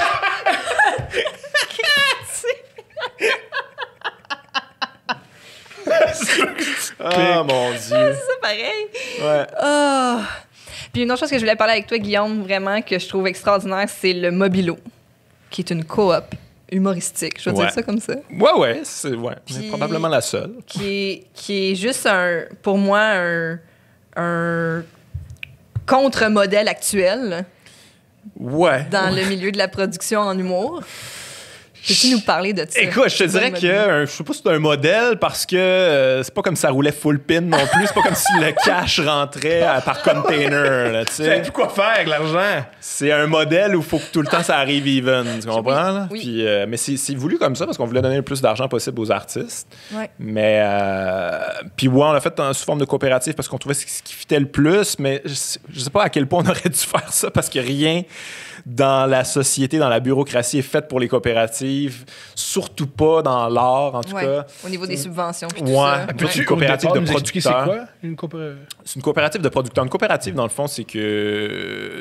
Mais il faut toujours que ça soit 5 membres au minimum qui gèrent tout ça. Là. Fait que t'as un président, t'as un vice-président, t'as un secrétaire, puis t'as administrateur, t'as trésorier. Ça, j'aime beaucoup ce terme. Adib et trésorier. Il s'occupe du trésor. Exact. Fait que c'est ça le modèle. Puis tu peux avoir plusieurs... Ça, c'est les membres... c'est le conseil, finalement. Puis après ça, tu peux avoir des membres à l'infini qui peuvent avoir... Mais tu sais, c'est comme si vous êtes à la Caisse des Jardins. C'est ça. Ouais. On dit pas que ça peut mal virer. Ça peut pas mal virer une coopérative avec des jardins, on le voit quand même. Mais c'est ça. Fait que c'est un modèle les qui est- données personnelles de tout. Adib, il a pris les données de tout le monde. Pour genre Maudit 3 000 trésorier. C'était ça le trésor. C'était nos données. Je sais pas ce que ça vaut, là, honnêtement. Là. données de... Ah, des gens qui aiment le weed. Ouais. Surprise. J'ai cru que les gens qui aiment le mobilo, ils apprécient aller à la SQDC. Mais ouais, fait que c'est ça. Nous autres, c'est juste que on fait les gars, là. On fait toutes les affaires qu'il y a en humour, mais qu'à un moment donné, on réalisait que je fais une version de moi-même à chaque fois. Je fais jamais moi à 100%. Tu sais. Là, je suis comme, OK, qu'est-ce qui fitterait là-dedans que je peux faire dans ce cadre-là? Puis à chaque fois, on se pose cette question-là. Puis t'es comme, crime, ça serait le fun d'avoir un espace où tu te poses jamais la question, puis tu fais ce que ça te tente, mais en même temps, on savait pas s'il y a un public pour ça. Mais on l'a fait, puis on a réalisé que oui, là, puis le public était comme... Tu sais, il y a beaucoup de geeks d'humour, là, en général, puis il y a beaucoup de gens qui se retrouvent pas nécessairement dans ce qu'il y a dans l'offre humoristique en général. Fait que... J'aime ça vous appeler si vous êtes le mot anti-tricheur. Vous êtes tous ceux qui marchent pas au tricheur. Ça marche très bien au mobilo. Genre, ouais, probablement. J'étais allé au tricheur une fois, je comprenais même pas le jeu. Je l'avais jamais écouté. J'avais jamais écouté, je sais même pas ce qui se passe. Puis là, je réalise que je fais pas la bonne affaire. Tu sais, comme j'essaie. Tu sais, à un moment donné, je suis le tricheur, fait que là, il te donne les réponses. Oui. Mais moi, je suis juste comme, il me donne réponse. Je vais dire la réponse à chaque fois. Il me la donne. C'est smart, merci. Dans le fond, quand t'es le tricheur, t'es chanceux. Fait que là, moi, je réponds, puis là, tout le monde est comme, c'est lui le tricheur. Il y a eu cette réponse-là, c'est super difficile. Comme, pourquoi c'est grave? Je comprends rien. Tout le temps, toi, au tricheur. L'écouterais, man. Ça a été une fois, moi, le tricheur, puis je comprenais pas. Oh, c'est génial. Je comprenais pas le C'est pas la but. réponse qu'on me donne. C'est ça la bonne réponse. C'est là. Oui, c'est dur, mais crime, j'ai l'air super intelligent. Si je le dis. Oh, wow. Génial. Puis, fait que j'ai perdu. J'ai Ben, pas c'est gagné ça. au tricheur. Ta fondation, pas d'argent. Non, mais c'est parce que c'est ça. À un moment donné, il y a une question, genre, hey, si tu réponds bien à cette question-là, il y a comme 2000$ à ta fondation. Puis je suis comme, ben là, j'ai la réponse, je vais répondre. C'est encore liste, le tricheur ou pas, là. Les autres, ils l'ont su tout de suite. Puis là, tu sais, puis là, la prod avait l'air d'être comme moi, lui, il est pas. Oh, c'est incroyable. Catch pas trop. Hey, moi, j'haïs les jeux en général, là, toutes ces affaires-là. Là. Aïe, aïe. Tu sais, moi, Il faut que tu sois content d'être là, là. Ouais. Puis la caméra, t'es comme, oh, c'est Guillaume. Est-ce qu'il faut que tu interagisses avec le petit diable? Ah. Tu sais, il a un Ah, nom. ouais. C'est un diable qui est très mal vieilli. Hein. C'est pas Mais moi, je suis tellement pas bon dans cette affaire-là. J'ai pas ça. Être volontaire, puis être. Ou faker d'être là, ou comme le trouver en soi. Tu sais, tu peux trouver en toi que tu peux être content d'être là. Mettons, mais Guillaume, j'ai pas- là, que j'organise une soirée de jeux de société, je pense pas que je vais te Non, invite-moi oui. pas. Ah, moi, oui. Mais je suis pas compétitif. Ça, c'est un des plus grands problèmes que j'ai réalisé en société. Ne pas être compétitif dans une société capitaliste, c'est la pire affaire parce que je suis comme. Ah, ben moi, je m'en fous, là, il m'a donné tricheur. J'ai perdu, ben, whatever, tu sais. Puis là, pendant qu'il y a du monde qui me. OK, là, moi, je vais bluffer. J'ai pratiqué Ils dans ont le la miroir. veine dans le front. Ah, du C'est gars. génial, un Ouais. show de vedettes qui mentent. Tu montres à quel point ils savent mentir. Ils sont super bons. Super bons. Ouais, je suis une bonne personne. Allô? J'adore les femmes. J'adore les femmes. J'ai des connaissances, mais il faut pas vraiment que je les montre. Ça Ouais. pourrait intimider les autres. Ouais, c'est vraiment bizarre comme jeu, t'as raison. Puis c'est parfait pour les vedettes. Puis ça c'est marche. parfait pour le showbiz. Mais ouais, moi, je suis pas vrai bon dans ces géo, affaires-là. moi. J'avais fait l'émission, je me rappelle pas comment. C'était comme. Le Hollywood Square, là, il avait fait ça avec Jean-François Mercier, il Oui. animait ça. J'étais allé une fois, puis tout le long, quand je répondais, je faisais juste écœurer Jean-François qui animait ça. Genre, je peux pas croire, t'animes ça. Tu sais, puis ça a pas passé. là. J'étais comme, hey, on se connaît, là, c'est pas grave. Puis là, tout le monde est comme. Non. Tu peux pas briser le cadre de ce jeu-là. Là. On essaie de faire à croire que c'est le fun à écouter. Là, tu sais. Ouais, puis Jeff, il a le sens de l'humour. Ouais, lui, il était pas fâché. Ah oui. Lui, il était juste comme. C'est l'équipe, oui. C'est pas ça la vibe, Guillaume. C'était juste. T'es Mais entre Mélanie Ménard puis Alex Perron, c'est pas ça qu'on te j'étais demandait. exactement entre Mélanie Ménard et Alex Perron en plus, je pense. Puis Mélanie Ménard, avant, me demandait « Hey, t'aurais-tu des jokes pour moi? » Tu sais, parce qu'il faut avoir des jokes. Je suis comme... T'as-tu vu ton Premièrement, matériel, j'en ai pas Mélanie? écrit pour moi. Fait que bonne chance. Chacun pour soi. cette Faites affaire. mon bit, c'est douchebag. Mais pour là. moi, à chaque fois que je vais à ces affaires-là, c'est de la survie. Là. Tu sais, je suis comme en mode survivre à la journée. C'est drôle parce que moi, ce que je fais, c'est que je texte tout le temps Steph, puis JF, puis Christine. Moi, c'est mon rêve, faire ces shows-là. Ah ouais. Mais tout ce qui est de ma joke, c'est que je fais Hey, bookez-moi génial. Puis là, Steph fait Non, Mais on peut bien pas te sûr booker que non, génial. les pauvres enfants, ils essayent d'apprendre les sciences physiques. puis toi, Moi qui dis Yo, ce qui est important, c'est se masturber, tu vas mieux étudier. Ça marche pas, là. coupez les ponts avec votre père, les jeunes. Ouais, tu vois, Scientifiquement, c'est valable, ce conseil-là. Dans les probabilités, là, c'est quand même une bonne idée. Écoute, je ne connais pas ton père, mais coupe les ponts. Si ça va mieux, laisse ça de même. Oh, viens, sinon, c'est ton Ouais. père. Il va jamais t'abandonner pour vrai. Ouais. Il va toujours une porte ouverte. Ah! Puis c'est ma grosse joke, c'est voir Jeff. Parce que Jeff, sait jamais si je niaise ou pas. C'est facile que je suis un imbécile. Jeff, il Tom, on peut pas t'envoyer à Salut Bonjour. On peut pas. Tu vas te barrer à vie, là. Toi et Gino Chouinard, ça marche pas, là. Toi qui demandes à Gino Chouinard, pourquoi tu te bats? Bref. Ouais. Mais je me sens toujours mal à ces affaires-là parce que, tu sais, c'est comme... Tu peux en rire autant que tu veux. Tu peux trouver ça nul autant que tu veux. Quand t'es là, c'est des êtres humains. Si c'est des êtres humains, des techniciens sont fins, tout le monde est comme de travaille fort bonne et foi, bien. puis ils veulent faire le meilleur show possible dans le cadre de cette affaire-là.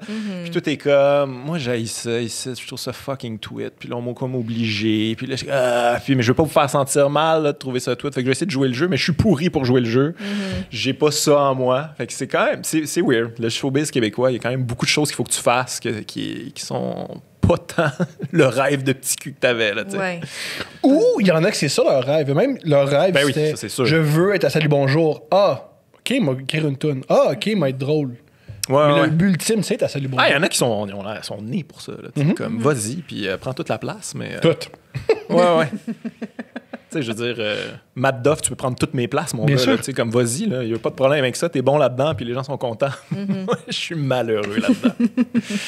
Mais à un moment donné, par exemple, je me demande, tu sais, c'est quoi le canal pour se rendre? C'est sûr qu'il y a Internet, il y a les réseaux sociaux, c'est des podcasts maintenant, puis tout ça. Fait qu'on est en train de se créer comme une alternative, mais crime, sinon, c'est quand même difficile de se rendre au grand public, là, tu sais. Je trouve ça... Il n'y a pas beaucoup d'endroits. Tu sais, moi, ma blonde, mettons, elle fait de la musique. C'est fini, là. Tu sais, comme des endroits où... Bon, il y a Star Academy en ce moment, ça peut être un spot où tu vas jouer de la musique. Toutes Mais les personne productions- ne respecte la musique. Ben, Jean-Philippe Dion, toutes ses productions, il respecte les artistes. Jean-Philippe Dion, quand il fait quelque chose, c'est une des raisons, à mon avis, pourquoi Star Academy, c'est pas aussi hot, c'est qu'il respecte les artisans. Puis là, le but d'une télé-réalité, c'est d'abuser du monde. Je pense que ça explique pourquoi Star Academy, c'est bien sans être exceptionnel. Ouais. Tu sais que la voix, c'est extraordinaire. C'est qu'il abuse du pauvre monde. Hey, parle-moi de ton cancer de l'utérus. Cool, chante ta toune. Ah, ça, c'est terrible, faire vivre ça à quelqu'un. Mais ça fait un bon show. Ouais, c'est assez fascinant ces shows-là quand même parce que souvent ces affaires-là, ça parle plus de nous que ça. Tu sais, on utilise des gens, là, on n'en a rien à chier d'eux autres. C'est comme moi, tu sais, je vois ma petite cousine en toi, je vais voter pour toi, puis aussitôt que c'est fini, c'est comme au vidange. Là. J'en ai rien à chier finalement de. Tu sais, puis c'est weird aussi d'avoir des shows de voix quand il n'y a plus personne qui fait ça là, au Québec. Il n'y a plus de Lara Fabian, il n'y a plus de. Ta chanson à voix, là. Ouais. Ouais, Puis aussi, c'est la joke terminé. qui fait beaucoup rire, c'est que ça s'appelle La Voix. Puis à la fin, je trouve quelqu'un de super beau qui gagne. Là. Ouais, c'était supposé être ça. Hein, Ouais. C'est la partie de Susan Boyle, cette affaire-là. Ouais. Là. C'était vraiment Ouais. pour ça qu'ils ont fait ça. Puis au Ouais. final, finalement. Mais tu voulais dire, donc, ta blonde, c'est ça, elle est musicienne, mais tu veux dire des plateformes où diffuser l'art de la musique Ouais. à la télé. Il n'y en a plus. Tu sais, je veux C'est dire. ça. Il est rentré dans l'univers. Ouais, mais c'est ça. Mais tu sais, à chaque fois, c'est genre, hey, Marine Orsini t'adore, elle aimerait ça que tu chantes à Gadi. Mambo number 5.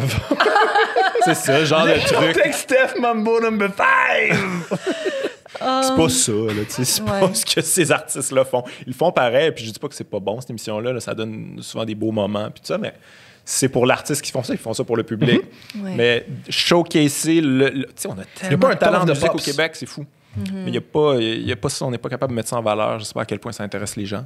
Mais Crois-tu que ça intéresse pas les gens ou moi je suis d'avis que la télé-réalité c'est comme un gros gâteau, c'est vraiment goûteux puis si tu fais juste offrir ça, tu veux juste manger ça. ouais. Fait que, à mon avis, c'est pas qu'ils en veulent pas, c'est que tu sais j'en parlais avec Steph. Si Big Brother est à nouveau, c'est sûr qu'à ta comédie, il n'y aura pas de code d'écoute parce que tu seras jamais aussi drôle que François Lambert en bedaine qui donne son opinion. C'est sûr. Je veux dire, François Les Tourneaux, son rêve, c'est écrire de quoi d'aussi bon que François Lambert en bedaine qui donne son opinion. Ouais, puis bonne chance. Tu sais, c'est si tough.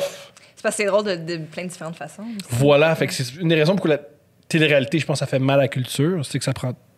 Si ça existe, pourquoi écouter autre chose? Ouais, mais ça, en même temps, la télé-réalité, c'est quoi ce comeback-là? C'était fini, esti. Je suis d'accord. C'était fini, on avait d'accord. oublié ça, puis on s'en rappelait comme d'un mauvais rêve. Là. T'es comme, hey, te rappelles-tu dans le temps, on invitait des inconnus, puis on riait d'eux autres. C'était le fun, mais en même temps, ça a fait son temps. Ah oui, puis Là, après, ils maintenant, nous ont on s'est tous dit qu'ils étaient traumatisés de ça. Ouais, puis ça a mal viré, là. C'était une expérimentation, c'était wrong un peu, en tout cas.